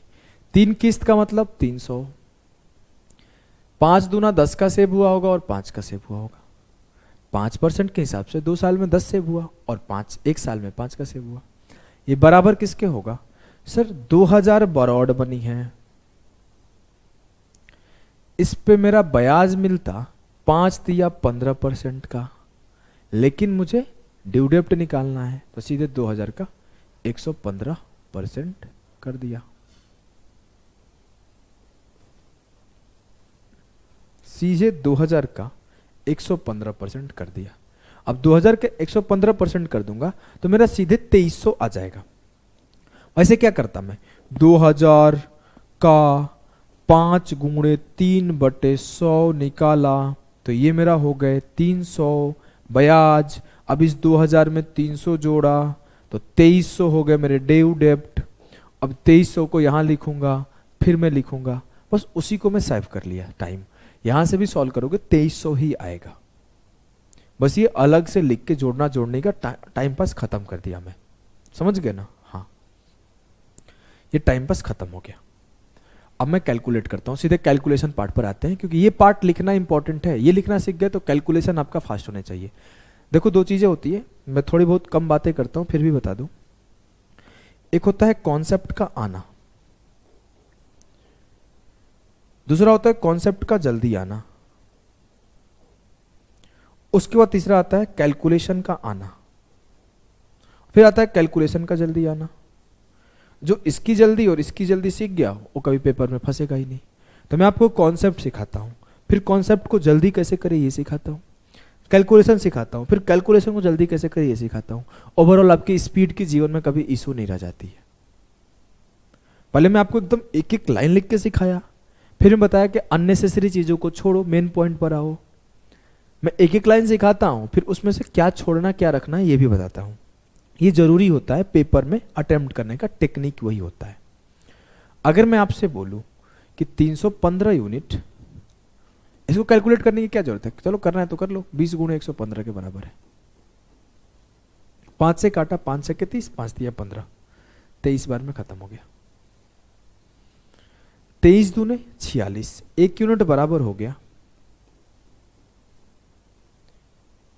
460 अपॉन 63। 100 यूनिट बराबर होगा 46,000 बटे 63। 6 7 42, 6 8 48, लगभग 7 के आसपास जाएगा। ऑप्शन बी होगा। देखो अगर मैं मल्टीप्लाई करूं तो 6 7 42 लगभग 7 जाएगा। अगर मैं 6 8 48 जाऊं तो 46,000 से अधिक हो जाएगा। तो लगभग मेरा 7 से ही जाता, जो कि एक ही ऑप्शन था पेपर में। एक स्टूडेंट है मेरा यस, उसके पेपर का सवाल था, जब वो गलती किया था तो उसी टाइम मेरे पास भेजा था, उसी टाइम उसको मैं एक लाइन में सॉल्यूशन करके 20 सेकंड के अंदर सिखा दिया था। तो वो बोला था कि हाँ सर आप बैठते तो सच में हो जाता, क्योंकि मैं ऑप्शन आंसर टिक कर दिया था और सिर्फ इतना लिखा था। तो उसको यही चीजें आपको भी सिखा रहा हूं। अभी से आप कैलकुलेट करने में अगर फंसते हो तो टाइम लग जाएगा, आपको थोड़ा ऑप्शन पे ध्यान रखना है। अगर आप 7 बार ले जाओगे तो 7 तिया 21, 7 तिया 21, 2 बचा, 7 छके 42, 2 44, 19 हुआ। फिर आप बोलोगे 63 तिया 189, 10 हो गया। तो 73 सही 10 अपॉन 63, 73 सही 10 अपॉन 63। मैं यही अप्रोक्सीमेशन के साथ 73 नहीं, कुछ गलती हुआ है। अच्छा जाएगा नहीं, अब तो 0 बार में जाएगा। 730, कुछ गड़बड़ किया हूं क्या? कहीं कोई गड़बड़ हुआ है क्या भाई? डिवाइड में कोई भागा में गड़बड़ किया हूं। 730 टाइम्स जाएगा, भागा में कुछ गड़बड़ किया हूं। मैं देख लेता हूं, आंसर ये होगा। देखता हूं क्या गड़बड़ है, फिर से भागा दे देते हैं, कोई बड़ी चीज नहीं है। जो मैं सिखाना चाहता हूं ना वो सीखना, कि 63 से भागा दिया 46,000 को, मैं पहले 7 बार में ले गया। 7 तिया 21, 7 छके 42, 2 44, कितना बचा? 10 से 1 गया 9, और 5 से 4 गया 1, 1 0 उतरा। 63 तिया 189, कितना बचा? 1, ऊपर से उतरा 10। अब ये नहीं जाएगा तो एक बार 0 बार ले जाना पड़ेगा। 0 बार यूं ले जाना पड़ेगा क्योंकि मुझे जो रिमाइंडर थ्योरम का कॉन्सेप्ट होता है उसे सेटिस्फाई कराना पड़ेगा। उसे सेटिस्फाई कराने के लिए एक बार 0 बार ले जाना पड़ेगा। अगर मैं रिमाइंडर थ्योरम का कॉन्सेप्ट बोलूं तो होता है भाज्य बराबर भाजक गुणे भागफल जोड़ शेषफल। अंग्रेजी मीडियम के लिए डिविडेंड बराबर divisor into quotient plus reminder होता है। मेरा जो ये है 46,000 है, अगर मैं इसे ऐसे कर दूं 73 गुणे 63 प्लस 10, तो ये 46,000 के बराबर नहीं आएगा। इस कंडीशन को सेटिस्फाई कराने के लिए मुझे एक बार 0 बार ले जाना पड़ेगा। क्लियर है ना? जी सर, मैं चेक कर लिया यार, मैं तो भागा ही गलत कर रहा था, नहीं तो, है ना? चलो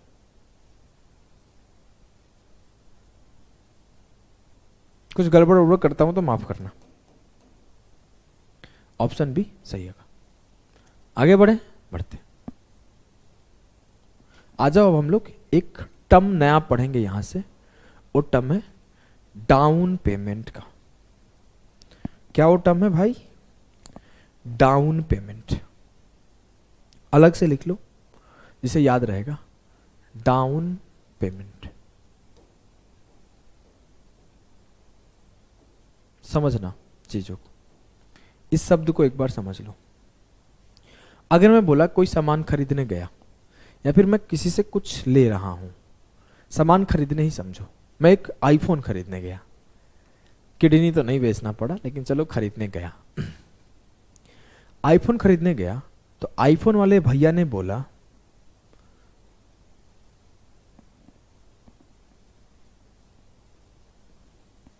कि सर जी आप 2 काम कर सकते हो। आप 2 काम क्या कर सकते हो कि या तो आप अभी के अभी आईफोन का 70,000 भर दो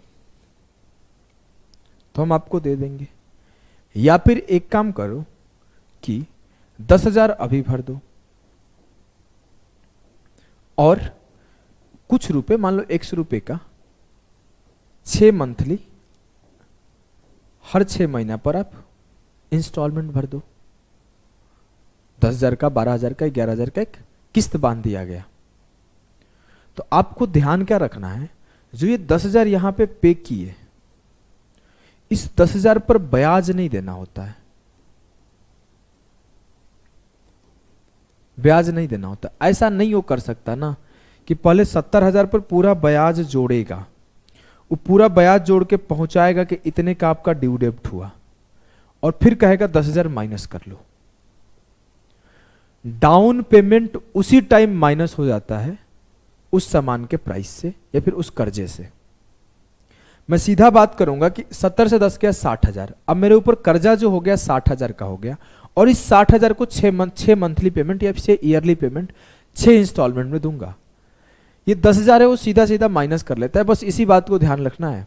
अगर आप अपने जीवन में भी कभी कोई सामान खरीदने जाओ तो जो डाउन पेमेंट कर रहे हो, डाउन पेमेंट के ऊपर आपको ब्याज नहीं भरना होता है। डाउन पेमेंट पे आपको ब्याज भरना ही नहीं है, डाउन पेमेंट उसी टाइम उससे माइनस हो जाता है। बस एक छोटा सा पॉइंट है। क्लियर है? जी सर क्लियर है। छोटा सा पॉइंट आपका एकदम क्लियर है। तो मैं आपको आ जाओ सिखाता हूं पहले इस सवाल को। सारे सवाल ही सीखेंगे हम लोग, लेकिन पहले इस सवाल को सिखाऊंगा क्योंकि कैलकुलेशन ना थोड़ा समझना अच्छी चीज है। कैलकुलेशन समझ जाओगे ना तो आप एक बार में करने लगोगे। पहला वाला सवाल ढेर कैलकुलेटिव था, इस सवाल को थोड़ा आसान था, कैलकुलेशन इसका आसान है। चलो इसे करने का कोशिश करो। A sofa set is available for 48,500 in cash or on cash down payment of 10,500 plus 3 equal monthly installments thereof. If the rate of interest charged under the installment scheme is 16% per annum, then assuming the interest as simple, find the amount to be paid monthly. एक sofa set 48,500 रुपये नकद या 10,500 रुपये के नगद अग्रिम भुगतान और 3 समान मासिक किस्तों पर उपलब्ध है। तो हमने एक स्टेटमेंट पढ़ा, पहला स्टेटमेंट पढ़ा कि जो भुगतान अग्रिम भुगतान हुआ, डाउन पेमेंट हुआ, उस पे हमें इंटरेस्ट नहीं देना है। इट मीन्स जो हमें इंटरेस्ट देना है मेरे लाल, मेरे भाई, वो कितने पे देना है? वो देना है 38,000 पर। इट मीन्स जो मेरा बोरोड मनी हुआ, जो मेरा बोरोड मनी हुआ वो कितना हुआ? 38,000। जी हाँ सर, जो मेरा बोरोड मनी हुआ वो 38,000 हुआ। अब मेरे सर मुझे 3 इंस्टॉलमेंट भरने हैं। 3 बोला है ना, देयर ऑफ 3 इंस्टॉलमेंट भरने हैं। ध्यान से सुनना, गलती नहीं करना है। 3 इंस्टॉलमेंट भरने हैं तो 100 के 3 हो जाएगा 300। अब मैं पहले मंथ कितना सेव करूंगा? तो बोलोगे सर 2 आगे आने वाले मंथ का, तो 16 दूना 32। और दूसरे मंथ कितना सेव करूंगा? 16। गलत है। यह गलती आपको बिल्कुल नहीं करना है। सर कहां गलत है, कैसे गलत है? हम लोग बात कर रहे हैं मंथली इंस्टॉलमेंट का, और जो रेट ऑफ इंटरेस्ट गिवन है वो आपके ईयरली गिवन है। आपके 12 मंथ्स में जो इंटरेस्ट रेट मिल रहा है वो 16% मिल रहा है। तो जो आपके 1 मंथ में इंटरेस्ट मिलेगा वो कितने का मिलेगा? 16/12। इट मीन्स आप जो सेव करोगे 2 मंथ का, वो कितना सेव करोगे? 16 दूना 32/12। और जो दूसरी बार सेव करोगे 16/12। बहुत लोग कंफ्यूज हो गए होंगे, मुझे पता है कंफ्यूज हो गया होगा, सबका दिमाग हैंग कर गया होगा। ये हो क्या रहा है, ये हो क्या रहा है? कोई बात नहीं, हम लोग फिर से समझेंगे सब कुछ शुरुआत से। हमें इतना पता है सर कि मैं अगर 100 रुपया पे किया पहले महीने, दूसरे महीने 100 रुपये पे किया, तीसरे महीने 100 रुपये पे किया, तो पहले महीने जो आगे आने वाले 2 महीने का ब्याज है उसे बचा लूंगा। और मुझे इतना पता चल गया कि 1 महीने में आने वाला ब्याज है 16/12% का। तो 1 मंथ में 16/12% आ रहा है, तो 2 मंथ में कितना आएगा? 2 गुणा 16/12%। It means 32/12%। तो मेरा जो सेविंग होगा 32/12 रुपीज का होगा। यहां पर ये बोला ही नहीं गया कि ईयरली भरना है। ईयरली भरना था तो हम लोग 1 साल का इंटरेस्ट देख रहे थे, सॉरी। यहां पे हम लोग मंथली देख रहे हैं। तो 1 मंथ में 16/12% था, तो 2 मंथ में 32/12 होगा। जी हाँ। अगर मैं दूसरा इंस्टॉलमेंट की बात करूं तो इस पे 1 मंथ का पे करना होगा। तो ये आपका कितना बचेगा? 1 मंथ में 16/12 बच रहा है, तो 16/12 बचेगा। तो ये मैं पे करूंगा और ये मैं बचा लूंगा। 32/12 प्लस 16/12 48/12।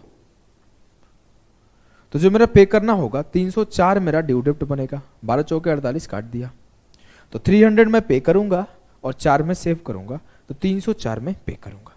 ये बात आप क्लियर समझ गए कि मैं कितना यूनिट का पेमेंट कर रहा हूं? ये बात आपको, मेरे को नहीं लगता आप कंफ्यूजन होगा। बस यहां पे एक चीज जो ध्यान देने वाला था कि मंथली बात हो रहा है लाल, मंथली बात हो रहा है, ईयरली नहीं बात हो रहा है। तो आपको अपने जो रेट है उसको 12 से डिवाइड करना पड़ेगा, बस इतना ही ध्यान देना है। तो 300 प्लस 32/12 प्लस 16/12, 32 और 16 48, 48/12 4 हो गया, तो 304 यूनिट किसके बराबर होगा? सर ये जो बराबर होता है, ये बराबर होता है ड्यू डेब्ट के। किसके बराबर होता है? ड्यू डेब्ट। मुझे पता क्या है? मुझे पता है कि ये मेरा बोरोड मनी है। अब बोरोड मनी पता है तो मैं इंटरेस्ट निकालू, कितना आएगा? सर मुझे 3 महीने का इंटरेस्ट बताना है। 3 महीने का, 1 महीने का इंटरेस्ट है 16/12%, तो 3 महीने का होगा 3 × 16/12, तो 3 चौके 12, 4 चौके 16, 3 महीने में 4% का ब्याज आएगा। ध्यान से सुनना, फिर गड़बड़ करोगे, नहीं समझोगे, मैं बार बार नहीं समझाऊंगा, ध्यान से देखो। 1 महीने में मुझे 16/12% का ब्याज आ रहा है, तो 3 महीने में मुझे 4% का ब्याज आएगा, और मैं टोटल इंटरेस्ट मेरा 4% हुआ, तो मेरा अमाउंट कितना होगा? 104%। मेरा मिश्रधन होगा 104%। तो बोरोड मनी का 104% कर दो। 38,000 का 104/100। आप इसको ऐसे भी कर सकते थे मेरे लाल, अब ध्यान से देखना कैसे कर सकते थे। आप इसको ऐसे भी सोच सकते हो, सोचने का तरीका सिखा रहा हूं कि 4% का मतलब होता है 1/25, तो 25 के ऊपर 1 का ब्याज, तो ये सीधा सीधा 26/25 भी हो सकता है। 26/25 भी हो सकता है। अब 104/100 था, तो इसी को आप अब 4 से काटोगे तो ये 26/25 ही होगा। जी हाँ सर, एकदम क्लियर है, कोई कंफ्यूजन नहीं है, समझे? हाँ चलो, अब देखो आप अगली बात को ध्यान से देखो। ये 26/25 कैसे हो रहा है? तो ये वही चीज है, 26/25 का मतलब 104%, 104/100। अब मैं आपसे बात करूं, काटाकुटी करते हैं। 304 यूनिट बराबर हुआ 38,000 गुणे 26/25। 19 से कट रहा है, 19 से कम 19, 19 छक्के 114, 19 दूना 38। वैसे आंसर जो आएगा 13 का मल्टीपल आएगा, ऑप्शन डी, लेकिन हम लोग समझने के पर्पज से इसको करते हैं। 19 से काटे 16 बार गया, 19 से काटे 2 बार गया, 16 25 से काटते हैं, 25 चौके 100, 4 दूना 8 दूना 16। यहां क्या बचा? 2 से काटे 13 बार में, यहां एक 0 बचा था, यहां 13 बचा था, 1 यूनिट बराबर हो गया 130, 100 यूनिट बराबर होगा 13,000। मुझे नहीं लगता किसी को कोई कंफ्यूजन होगा, फिर भी मैं एक बार आप लोगों के लिए समझा दे रहा हूं। समझना, दोबारा इसलिए समझा रहा हूं कि आगे के सवाल में तेज करूंगा। चलो ध्यान से देखना, ध्यान से एक बार ध्यान से सुनो, फिर से मैं, अगर जिसको समझ में आ गया वो आगे छोड़ सकता है, रिकॉर्डेड लेक्चर का यही बेनिफिट है। अब देखो मैं बोला 48,500 का मेरा सोफा था, 10,500 मेरा डाउन पेमेंट हुआ, तो इस 10,000 पेमेंट पर मैं कोई भी ब्याज का भुगतान नहीं करूंगा, कोई भी इंटरेस्ट नहीं दूंगा, मैं सिर्फ 38,000 के ऊपर इंटरेस्ट दूंगा और यही मेरा बोरोड मनी कहलाएगा। इसी के ऊपर इंस्टॉलमेंट देना है। अब मैं बोलूं 38,000 मेरा बोरोड मनी हुआ, उसको होल्ड कर दिए, वहीं पे होल्ड कर दिए। आगे देखते हैं, मुझे 3 इक्वल मंथली इंस्टॉलमेंट देना था, तो 3 का मतलब 300 हो गया सर।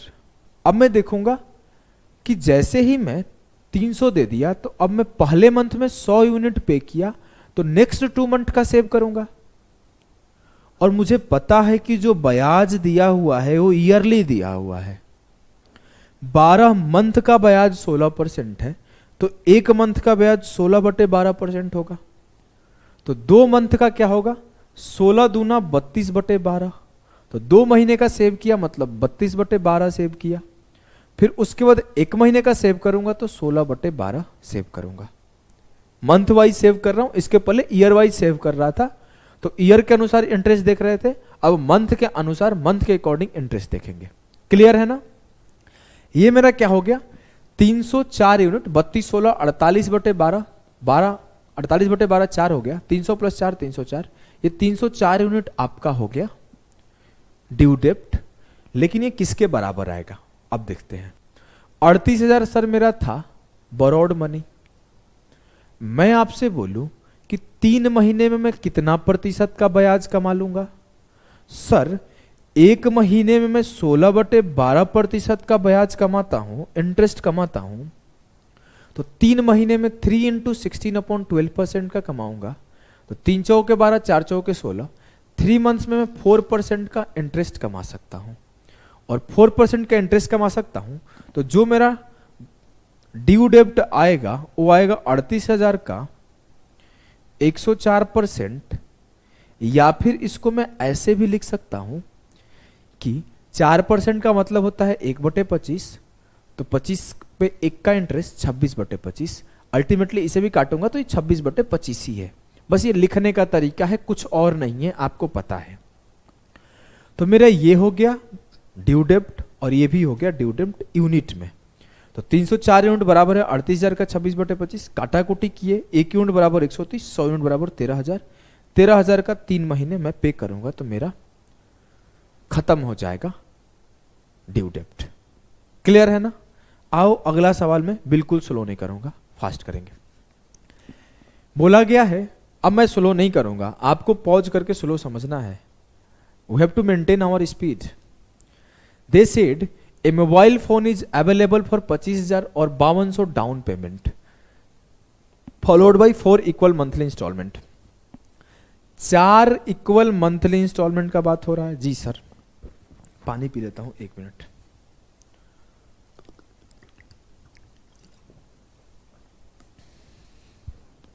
देखो 4 पेमेंट का बात हुआ, 4 × 100 400, 12 महीने के लिए 25% है, तो 1 महीने के लिए 25/12, तो 3 महीने के लिए 25 थी या 75/12, 2 महीने के लिए 50/12 और 1 महीने के लिए 25/12 सेविंग हो गया। अब मेरे से बोला गया कि 25,000 में से 5200 डाउन पेमेंट हो गया, तो 25,000 से 5200 घटा दिया तो 19,800 मेरा हो गया क्या, ये हो गया मेरा बोरोड मनी।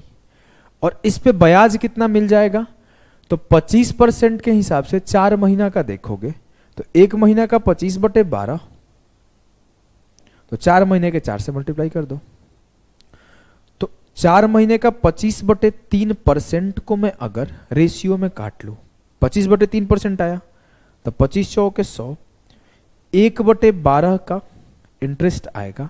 अगर 12 प्रिंसिपल है तो 1 का इंटरेस्ट आएगा, तो जो मेरा ड्यू डेब्ट होगा वो 13/12 हो जाएगा। बस आपको यही लाइन लिखना था पेपर में। अगर मैं एग्जाम हॉल में हूं सिर्फ इतना लिखूंगा, सिर्फ, और कुछ नहीं लिखूंगा। मैं पेपर में हूं तो मैं एक बार इसको और लिखने सिखा दे रहा हूं, क्योंकि एक सवाल और कराऊंगा, तेज लिखने सिखा दे रहा हूं। देखो 25% मेरा ब्याज था 12 मंथ्स के लिए, तो एक मंथ के लिए 25/12 होगा। तो जब मैं 4 इंस्टॉलमेंट पे कर दूंगा तो पहले 3 महीना का सेविंग करूंगा, तो 25 दिया 75/12, फिर 2 महीने का सेविंग करूंगा 25 दूना 50/12, फिर 1 महीने का सेविंग करूंगा 25/12। तो ये मेरा बनेगा ड्यू डेब्ट। ऐड किया 75 25 100 150/12 400 प्लस 150/12 को अगर काटा कुटी मचा रहा हूं तो 25 छक्के 150 6 दूना 12 2 चौके 825/2। क्लियर है? ये 150/12 को काटा 825/2 आया। जी हाँ, चलिए अब मैं आपसे बोलूं ये किसके बराबर होगा, तो सर 25,000 में से मैं 19,800 ही मेरे को पे करना है, 5200 तो डाउन पेमेंट हो गया। हाँ 19,800 पर, लेकिन इंटरेस्ट तो पे करना पड़ेगा ना। जी हाँ, तो 4 महीने का इंटरेस्ट कितना आएगा, मैं देख लिया 4 महीने का इंटरेस्ट आएगा 25/3%। दोनों तरफ 4 से मल्टीप्लाई कर दिया। अब मैं इसे फ्रैक्शन में कन्वर्ट कर लेता हूं जिससे आसान हो जाएगा। 1/12, 12 के ऊपर 1 का ब्याज है, तो 13/12 का अमाउंट पे करना पड़ेगा। अब ये काम मैं तेज कर लेता है 1 सेकंड के अंदर, सिर्फ यही काम आपको करना था, इतना ही आपको दिमाग लगाना था, और ये लाइन लिखते आंसर आपका आ जाएगा। अगर मैं इसे लिख लूं 19,800 गुणे 13/12, 13 का मल्टीपल ही आंसर आएगा, एक ही है, क्योंकि ये तो 11 कट जा रहा है। देखो 11 गुणे 18, 11 7 77, 11 5 75। अगर मैं बोलूं 6 दूना 12, 6 तिया 18, 3 से काटा 25 बार, 2 से 2 खत्म, 25 यूनिट बराबर है 1300 के, तो 1 यूनिट बराबर है 52, 100 यूनिट बराबर है 5200। क्लियर है ना? एक सवाल इस टाइप का और कराता हूं और एक सवाल आपको होमवर्क दे दूंगा। आ जाओ, थोड़ा तेज करेंगे इसको, कोशिश करेंगे तेज करने का। मैं तेज बोल बोल के स्लो करा दे रहा हूं, तुम लोग इसीलिए बिगड़ गया है। ये तो आसान ही हो गया, 12% दे दिया तो आसान हो गया। चलो फिर भी मैं कर देता हूं। डिलीट तो नहीं हो गया ना? एक और सवाल था यार बीच में, है कोने में चिपका हुआ है ICR का आया हुआ। आगे वाला इजी है, आपको छोड़ दूंगा, ये वाला करा दे रहा हूं। सवाल है कि 4 मंथली इंस्टॉलमेंट मुझे पे करना पड़ेगा, तो 4 का 400, 15% मेरा ईयरली इंस्टॉलमेंट है, तो 1 महीने का क्या होगा 15/12। पहले सेव करूंगा 15 तिया 45/12, फिर सेव करूंगा 15 दूना 30/12, फिर सेव करूंगा 15/12, और ये बराबर किसके होगा? सर 1 महीने का मेरा 15/12 है, तो मेरे 4 महीने के कितने होंगे? 4 तिया 12, 3 पचे 15, 5%। तो मैं सीधा ऐसे भी लिख सकता था 105%, लेकिन मैं चाहूं तो फ्रैक्शन से भी कर सकता हूं, क्योंकि कैलकुलेशन बचेगा। 5% का मतलब 1/20 होता है, तो जो भी मेरा बोरोड मनी होगा उसका 21/20 कर देंगे। 30,000 से 9400 माइनस किया तो 20,600 हुआ, और इसका जो 21/20 होगा ना, ये होगा आपका ड्यू डेब्ट। काटाकुटी करते हैं, 45 15 60 30 90, 407.5 होता लगभग, लेकिन चलो डेसिमल में नहीं जाते हैं, सॉल्व कर देते हैं इजी तरीके से। 815/2,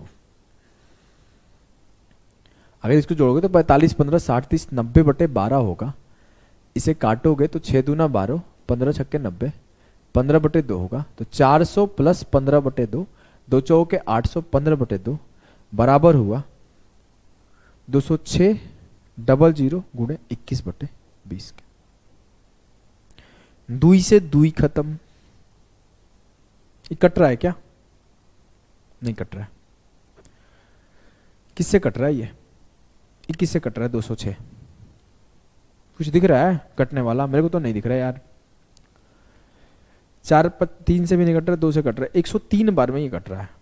ये 103 से कटेगा नहीं, 3 5 15, 415 रहता तो नहीं कटता, 315 कटता।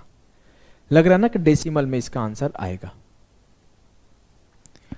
कट नहीं रहा है तो हम लोग क्या करते हैं ना, लिखना शुरू करते हैं। कट ही नहीं रहा है, हम लोग क्या कर सकते हैं, देखो 815 यूनिट बराबर हो गया 206 जीरो गुणे 21, तो 1 यूनिट बराबर होगा 2060 गुणे 21 बटे 815।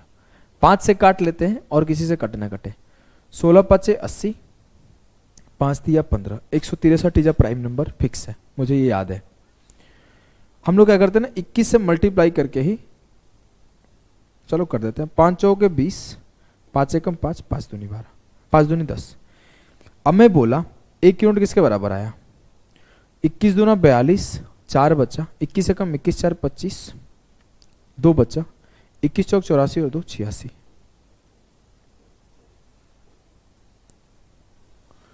एक यूनिट इतने के बराबर हुआ तो 100 यूनिट किसके बराबर होगा, 2 जीरो बैठा दो। 16 5 80, 3 5 15, 50 बचा, 16 3 48, 5300 के लगभग जाएगा। आंसर ऑप्शन डी होगा। देखो मैं कैसे किया बताता हूं, मैं कैसे किया बता देता हूं। कैलकुलेशन तो भी मैं किया हूं, आपको भी इतना तेज आना चाहिए ना। जब मैं 16 से ले गया तो 16 5 80 लगभग 800 गया, फिर 3 5 15, 815 हो गया, बचा कितना 50, 16 3 48 हो गया। आप ऐसे भागा तो समझ जाओगे। 865200, 16 5 80। एक चीज और सिखा दूं, जब भी आप कोई हायर डिफिकल्ट डिवीजन करो, डिफिकल्ट मल्टीप्लिकेशन करो, तो ऑप्शन को देखते रहो, कंप्लीट नहीं करना पड़ेगा। कई बार क्या होगा, एक करोगे दूसरे पे आंसर आ जाएगा, बहुत फायदा होता है। अब मैं बोला 16 5 80, 3 5 15, तो ये 815 हो गया, बचा कितना 50, 16 3 48 और 3 3 9, कितना हुआ 489। ये कितना हुआ 11 और 2 13, 53। उसके बाद कुछ भी जाए मुझे फर्क ही नहीं पड़ता, 53 के बाद कुछ आएगा, ऑप्शन डी आंसर हो गया। थोड़ा सा कैलकुलेटिव सवाल पेपर में बनाया गया था, काफी कैलकुलेशन करना पड़ेगा। ये रहा आपका होमवर्क, और मुझे नहीं लगता कि आपसे नहीं बनेगा। ये आसानी सवाल है क्योंकि रेट ऑफ इंटरेस्ट 12% कर दिया गया है, इजीली कर लोगे। यहां से हमारा स्टार्ट होगा टाइप 2। टाइप 2 है रेट, फाइंडिंग रेट।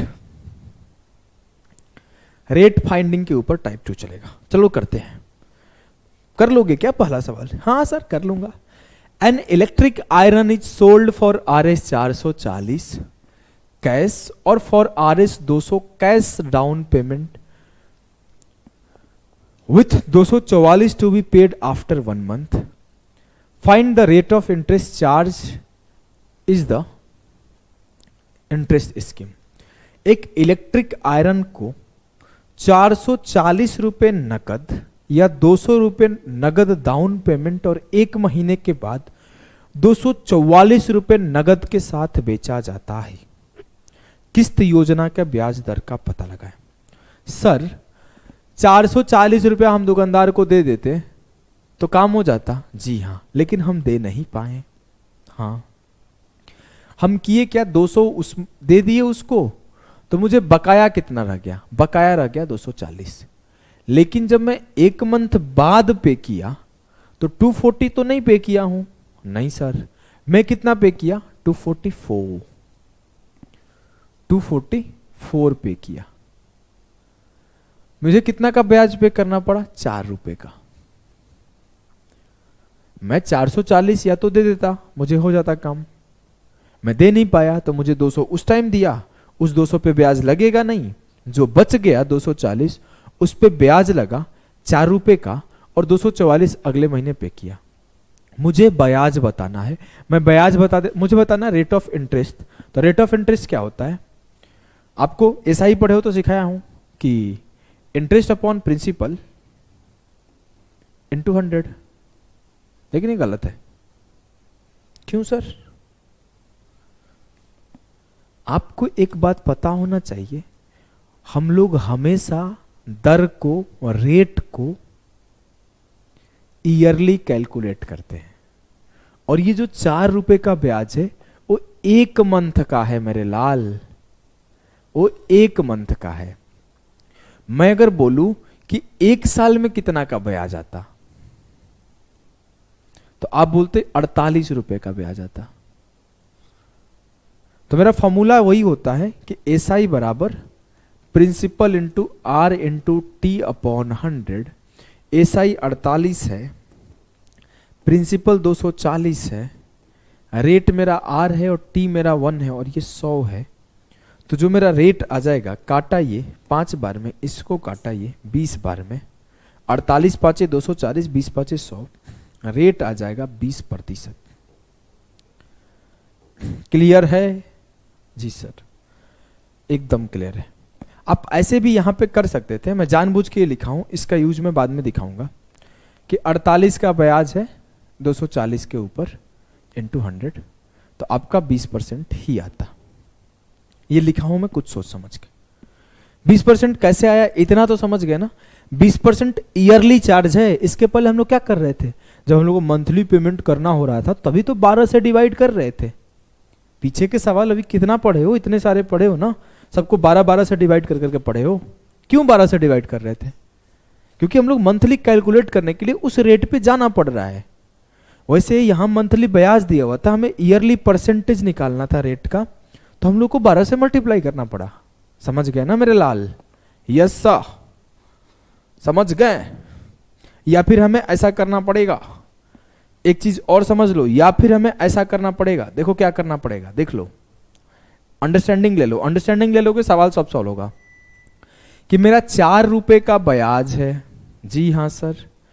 प्रिंसिपल मेरा 240 रुपए का है, जी हां सर। रेट मेरा R है, जी हां सर। और टाइम मेरा 1 महीना है। मुझे पता है कि 12 महीने में 1 साल होता है, तो 1 महीने में 1/12 साल होगा। और हम यहां पे टाइम रख देंगे 1/12 और नीचे 100 है। तो बात वही है, 12 इधर मल्टीप्लाई होगा, 12 चौक 48। हमें टाइम को 1/12 रखना पड़ा। टाइम जो है 1/12 महीने का है। फिर से कैलकुलेट करोगे आंसर हो जाएगा 4 छक्के 24, 12 पचे 60, 20 पचे 100 और रेट 20%। अल्टीमेटली समझ रहे हो ना? मैं कुछ एडवांस नहीं सिखा रहा हूं, मैं बहुत बेसिक बात सिखा रहा हूं। इसको अंडरस्टैंड कर जाओ। वो सब टाइम का गेम है। कभी 1 महीने टाइम है, कभी 5 महीने टाइम है, कभी 6 महीने टाइम है। और जैसे टाइम है वैसे ब्याज लगेगा। 5 महीने टाइम है तो 5 महीने के हिसाब से ब्याज देंगे। 1 महीना टाइम है तो 1 महीने के हिसाब से इंटरेस्ट देंगे। और मेरा 12 महीने टाइम है तो 12 महीने के हिसाब से इंटरेस्ट देंगे। क्लियर है ना भाई? मुझे नहीं लगता कोई कंफ्यूजन है। अभी 2 सवाल और करोगे पूरा क्लियर हो जाएगा। DSSB का सवाल आपके सामने है। आपको ना अभी और डेवलप होगा अंडरस्टैंडिंग। बहुत सारा मैं ये भी बताता हूं कहां गलतियां होती है। देखो, Nandan can purchase a track suit for RS 2400 cash और for RS 1000 cash down payment and 2 monthly instalment of RS 820। Find the rate of interest. Nandan रुपए में एक, यार थोड़ा सा हिंदी गड़बड़ हो गया। नंदन 2400 रुपए में एक ट्रैक सूट खरीद सकता है या 1000 नकद डाउन पेमेंट और 2 मासिक किस्तें 800 का प्रत्येक। ये 2400 का यहां प्लेस है, गलती से ये आ गया यहां। ये 2400 नगद यहां रहना चाहिए था। हिंदी इंग्लिश गड़बड़ हो गया, थोड़ा सा गड़बड़ हो गया। ये 2400 नगद यहां रहेगा। नंदन क्या कर सकता है? नंदन कर सकता है 2400 सीधा दे दे, भैया मेरे को ट्रैक सूट दे दो। लेकिन वो 2400 दे नहीं पा रहा है। बोल रहा है अभी हमसे 1000 ले लीजिए और इस 1400 को 800 करके 2 महीने में ले लीजिए। तो 800 करके 2 महीने में लिया है तो कितने पे करना पड़ा उसे? पहले महीना 800 और दूसरे महीना 800, 1600 पे करना पड़ा। जी हां सर। कितना ज्यादा पे करना पड़ा? 200। जी हां सर। ये 200 2 महीने के लिए ब्याज पे करना पड़ा। जी हां सर। तो लगा दो तरीका कि 200 का इंटरेस्ट मिला 1400 का प्रिंसिपल था, रेट मेरा आर था, टाइम मेरा 2 महीना था, तो 2/12 कर देते हैं साल में। हाँ सर, और ये R/100 तो होता ही है।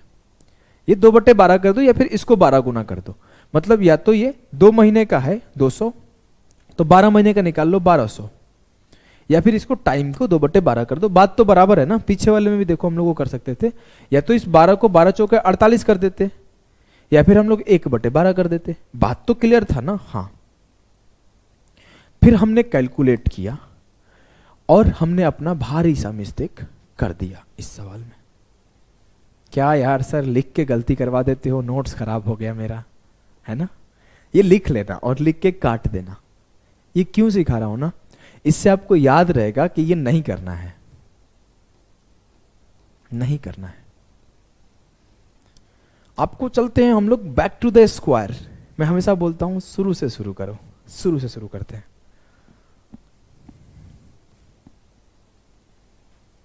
अच्छा सर, जब आप ये बात समझा रहे थे कि 11,500 था, मैं पहला इंस्टॉलमेंट भरा तो मेरा प्रिंसिपल डिक्रीज हो गया, फिर इंटरेस्ट कम हो गया। सा होल्ड होल्ड, आप ध्यान दे रहे हो क्या?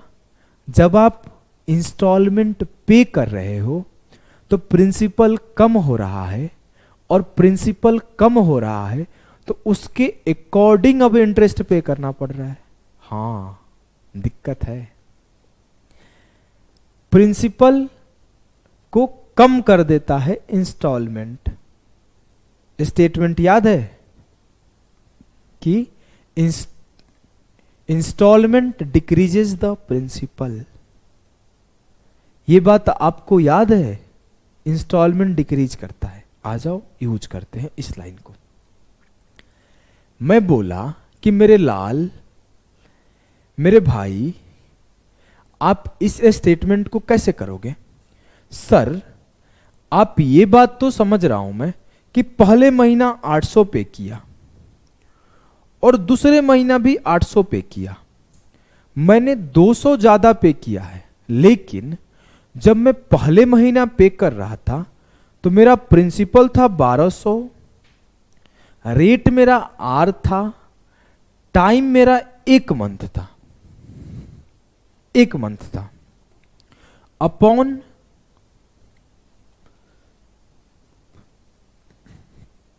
एक मंथ को साल में बदलोगे तो 1/12 और रेट को 100 से डिवाइड करोगे R% के लिए, ये 1200 हो जाएगा। 1200 डायरेक्ट क्यों लिखा? ये 1/12 साल का है और ये R/100 है, तो पूरा 1200 मल्टीप्लाई करके लिख दिया। पहले महीने में इतने का ब्याज उठाता, हाँ सर, लेकिन दूसरे महीने में मेरा प्रिंसिपल डिक्रीज हो जाता। कितने से डिक्रीज हो जाता? 800 से। अब दूसरे महीने का जो ब्याज जाएगा सर, वो 400 के ऊपर जाएगा, क्योंकि आपने शुरुआत में ही पढ़ाया है instalment decreases the principal. Instalment decreases the principal. जैसे ही आप पहला इंस्टॉलमेंट पे करोगे, प्रिंसिपल घट जाएगा और उस प्रिंसिपल के ऊपर इंटरेस्ट लगेगा। पुराने प्रिंसिपल के ऊपर इंटरेस्ट नहीं लगेगा। इंस्टॉलमेंट उस प्रिंसिपल को डिक्रीज कर देता है। याद है? याद नहीं है तो रिवाइज कर लो मेरे लाल। आ जाओ फिर से चलते उसी पॉइंट पर।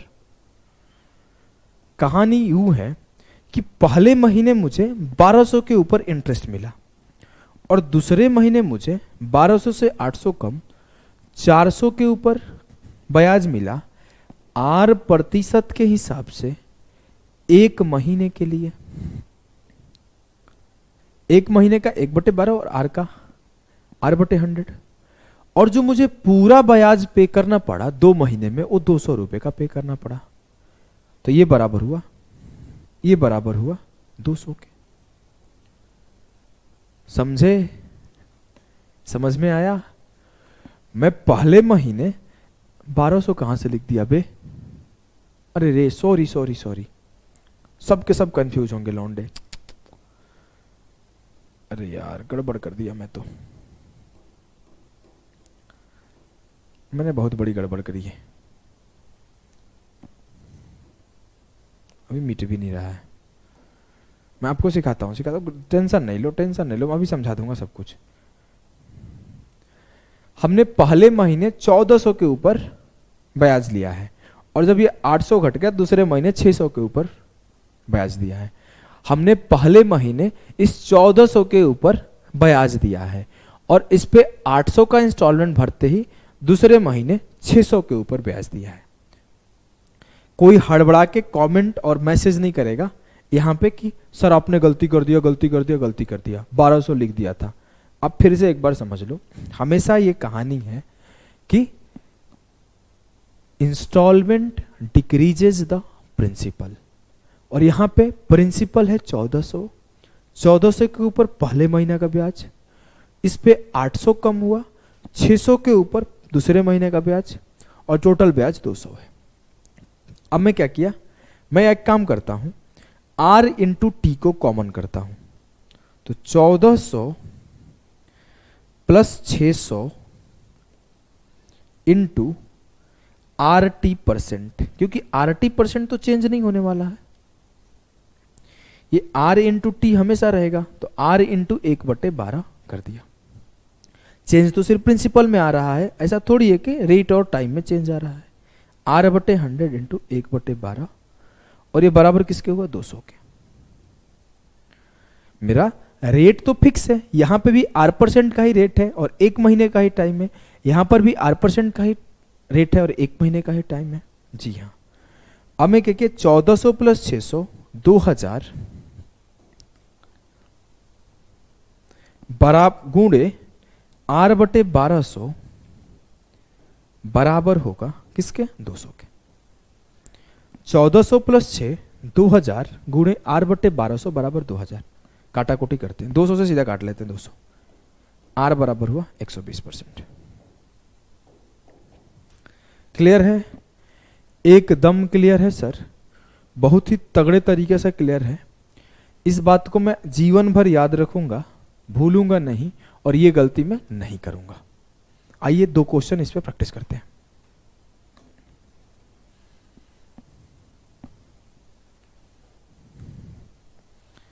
सवाल ये है कि a person buys washing machine of 22,000 in cash down payment of 9,000 and buys a washing machine in 2 monthly instalment of 8,000 each, the rate of simple interest is. एक आदमी 9,000 रुपये डाउन पेमेंट कर दिया, क्लियर है जी सर। अब उसे payment कितना करना था, 13,000 का, लेकिन वो 13,000 नहीं किया, वो 8,000 का 2 महीने किया, 16,000 किया, सिंपली 3,000 सर का ब्याज हो गया। और पहले महीने जैसे ही उसने ब्याज भरा होगा तो 13,000 के ऊपर भरा होगा, 13,000 गुणे R इंटू 1/12, और दूसरे महीने क्या हुआ होगा, 8,000 कम हो गया होगा तो 5,000 के ऊपर ब्याज भरा होगा, तो 5,000 गुणे R इंटू 1/12 100। बोलो भाई, ये R इंटू 1/12 बार बार लिखना जरूरी है क्या, नहीं, इसे मिटा दे, मिटा दो। मुझे इतना तो पता ही चल गया है कि R इंटू 1/12 या फिर R इंटू T/100 वो कॉमन आ जाएगा, चेंज तो सिर्फ प्रिंसिपल होगा क्योंकि प्रिंसिपल डिक्रीज हो रहा है। हाँ, प्रिंसिपल पहले कितना था, 22,000 माइनस 9,000 13,000। अगले महीने कितने था, इससे 8,000 कम कर दो, 8,000 का इंस्टॉलमेंट है 5,000, और इस पे कितना मुझे भरना पड़ा, R% फॉर टी टाइम।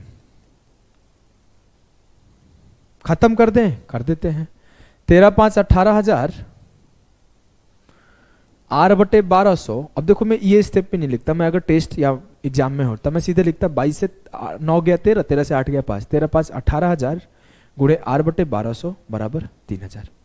ये मेरा पेपर का स्टेप है, इतना ही करूंगा, काट दो, 3 0 से 3 0 खत्म, 3 6 के 18, 6 से काटा 20 बार, 200 बार बे 200%। ठीक है, एकदम गर्दे तरीका से ठीक है। एक सवाल आपके लिए होमवर्क रहेगा। उत्तर आपको कोशिश करके निकालना है। यह है आपका होमवर्क। मेरे को इसका आंसर याद है क्योंकि मेरे से ये सवाल पूछा गया था। कोशिश करना, आता है तो ठीक है, नहीं आता है तो आप निकालना।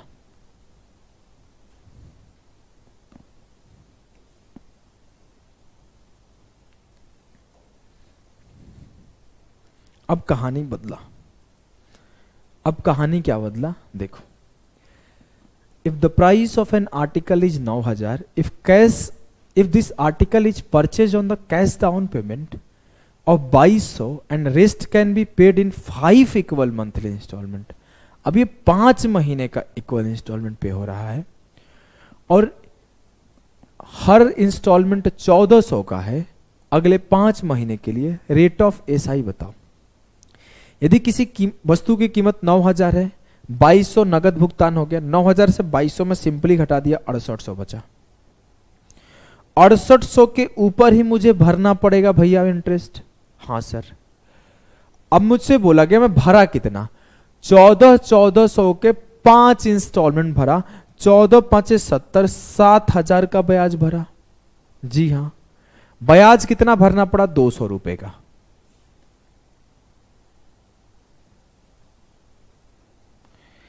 पहले महीने किसके ऊपर ब्याज भरा, 6800 के ऊपर।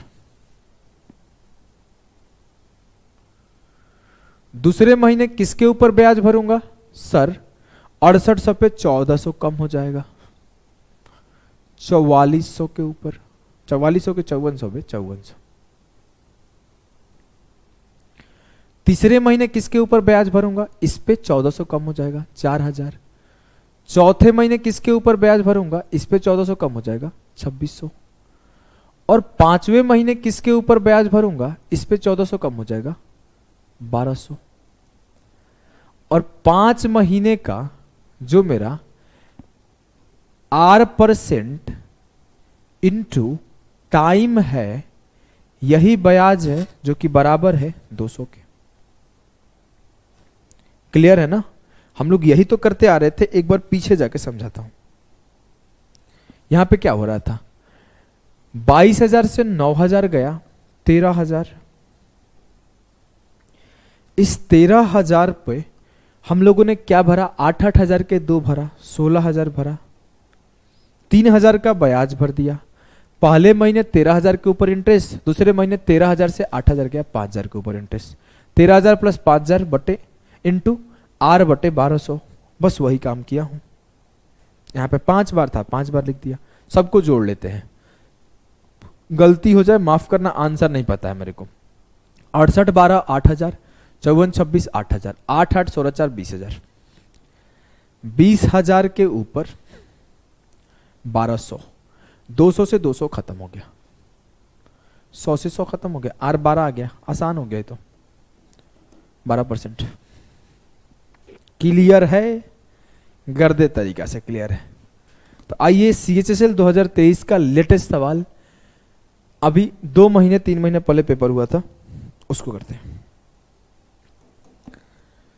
ए computer is available for 39,000 on cash payment, 19,000 as cash, followed by 5 monthly instalment of 4200 each. 39,000 में 19,000 और डाउन पेमेंट कर दिया, तो उसे कर्जा कितना हो गया उसके ऊपर, 39 से 19 गया 20। 20,000 उसको भरना था, उसने 4200 के 5 मंथली इंस्टॉलमेंट पे किए। 5 गुणे 42 करो, 21,000 हो जाएगा। सर उसे 20,000 भरने थे लेकिन वो 21,000 भरा, हाँ। 1,000 का ब्याज भरा, हाँ। और वो मंथली भरा है तो कैसे भरेगा, पहले महीने 20,000 के ऊपर ब्याज भरेगा, दूसरे महीने 4200 कम हो जाएगा तो 15,800 के ऊपर ब्याज भरेगा, तीसरे महीने भाई लंबा जाएगा, 1,000 को मिटा देता हूं, फिर 4200 कम हो जाएगा तो 15,800 से 4200 माइनस करो, 8 से 2 गया 6, 15 से 4 गया 1, 11,600 के ऊपर ब्याज भरेगा।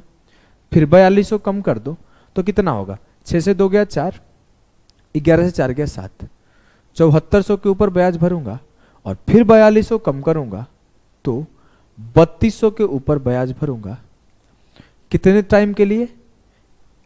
8% से 1 महीने के लिए। तो जो ब्याज मैं भर रहा हूं साहब, वो तो 1000 का ही भर रहा हूं। जी सर, एकदम क्लियर है ना? मुझे नहीं लगता कोई कंफ्यूजन होगा। अगर आप एक एक मंथ लोगे तो 20000 गुणे आर गुणे टी, 15800 गुणे आर गुणे टी, 11600 गुणे आर गुणे टी, अलग अलग आर गुणे टी होगा। मैं आर गुणे टी को कॉमन कर लिया हूं, सबको जोड़ देता हूं। इस दोनों को जोड़ो, कितना होगा? 20000 हो जाएगा वो भी। हाँ, इस दोनों भी 20000 होगा। नहीं वे, ये 19000 ही होगा। घटाने में गलती नहीं किया हूं ना? नहीं, सब सही है, सब सही है, सब सही है। लकीली कहीं गलती नहीं है। हाँ देखो, 15800 प्लस 3200, ये आपका हो गया 19000, और ये भी हो गया 19000, 38000, 38 और 20 58000। 58000, 2 जीरो से 2 जीरो खत्म, 1 जीरो से 1 जीरो खत्म, 2 छक्के 12, 29 दूना 58। आर हो जाएगा 6 इंटू 100, 600 बटे 29। 29 का पहाड़ा पड़े 29 दूना 58, 20 सही, 20 बटे 29 प्रतिशत। क्लियर है? क्लियर है? 29 का पहाड़ा पड़ो 29 दूना 58, 580 निकल गया, 20 बच गया। आप इसको ऐसे लिख लो, 580 प्लस 20 बटे 29। इससे डिवाइड करोगे 20 आ जाएगा, इससे डिवाइड करोगे 20 बटे 29 आ जाएगा। अच्छा सवाल था CHSL के पेपर के लिए। अगर इस पेपर को मैं भी सॉल्व कर रहा हूं तो मुझे पेपर में लगभग 1 मिनट से तो ऊपर ही लगेगा इस सवाल को सॉल्व करने में। भाई मैं फेंक सकता हूं, 30 सेकंड में बोल देता, कुछ नहीं जाता, 1 मिनट से ऊपर ही जाएगा, क्योंकि ये डेटा लिखना है ना भाई। ये इतना बड़े डेटा को लिख के जोड़ना है। मैं बस इसमें क्या करता ना, दिमाग लगा देता। मुझे एक्सपीरियंस है ना पेपर सॉल्व करने का, और मैं बहुत प्रैक्टिस किया हूं, तो मैं क्या दिमाग लगाता जानते हो? ऐसे लिख देता 20000, और इसे 42 घटा के जल्दी जल्दी 42 घटा के ऐसे लिख देता। मतलब ये जोड़ना ही तो था, तो मैं इसको ऐसे लिख देता, जल्दी जल्दी जोड़ लेता, फिर 58000 के r बटे 12 कर देता, और कुछ नहीं कर पाता। अगर एग्जाम में होता ना तो बस एक चेंज करता मैं जल्दी जल्दी में, और 20000 से 42 घटा के यहाँ, उसे 42 घटा के यहाँ, उसे 42 घटा के यहाँ, इस लाइन में लिखता, फिर सबको जोड़ता और जोड़ के मेन बात को लिखता। देखो अगले सवाल को देखते हैं। अच्छा, अब मुझे नहीं लगता कि आप अगले सवाल को सॉल्व नहीं कर पाओगे। अब सारे सवाल को आप सॉल्व कर लोगे, क्योंकि आपने पैटर्न पकड़ लिया। इन सवाल छोटा करता हूं, जगह बहुत ले रहा है लिखने में, छोटा करता हूं। देखो करो, खुद से करो। अब A tennis racket worth Rs 700 was bought by paying a down payment of 100 and 7 equal monthly installment of Rs 100 each। या तो 700 रुपए अभी दे दो, ले जाओ, या 100 रुपए का डाउन पेमेंट करो और फिर 7 महीने तक 100 रुपए दो।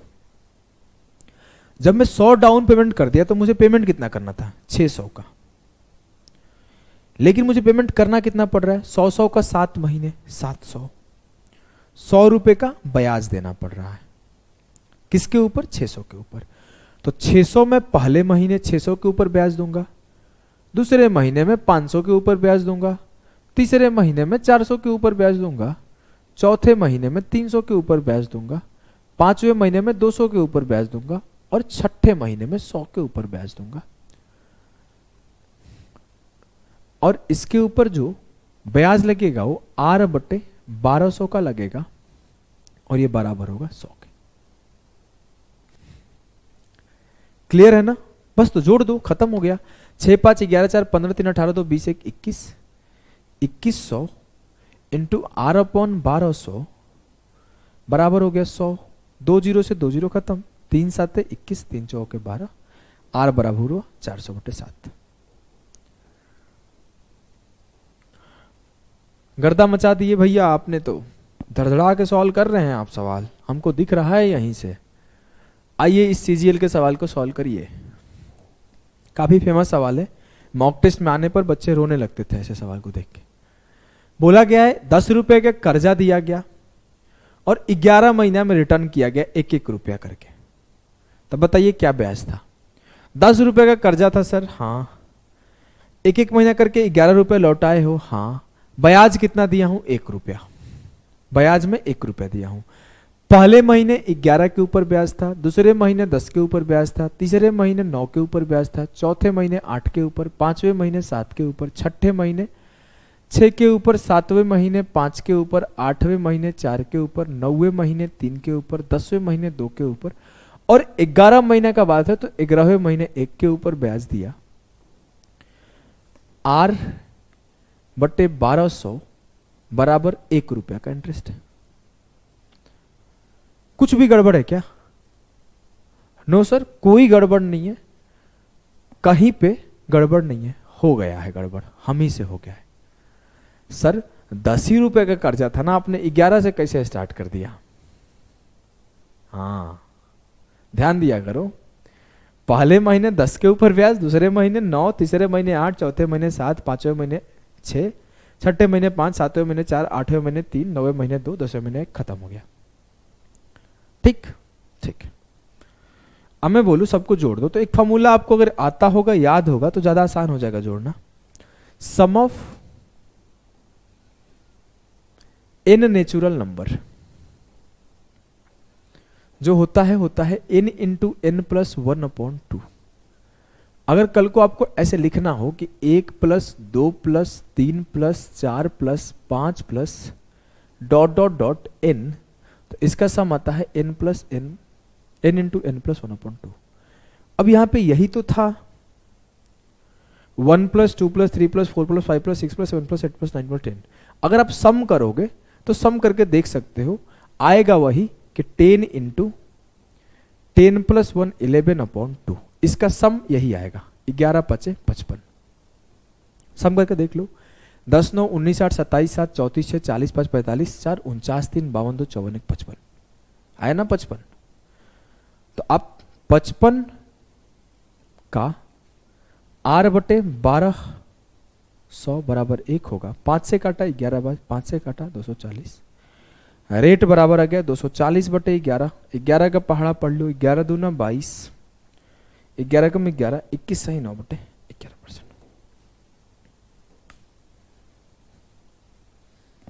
क्लियर है जी सर? एक सवाल और अभी हाल फिलहाल के पेपर में आया था, इसको आपको खुद से सॉल्व करना है। ये भी आपका होमवर्क रहा, कॉल कर लोगे आप लोग, इसका आंसर आएगा ये। आई थिंक अगर गलती होगा तो माफ करना, मुझे आंसर याद नहीं है, आंसर शायद यही आएगा।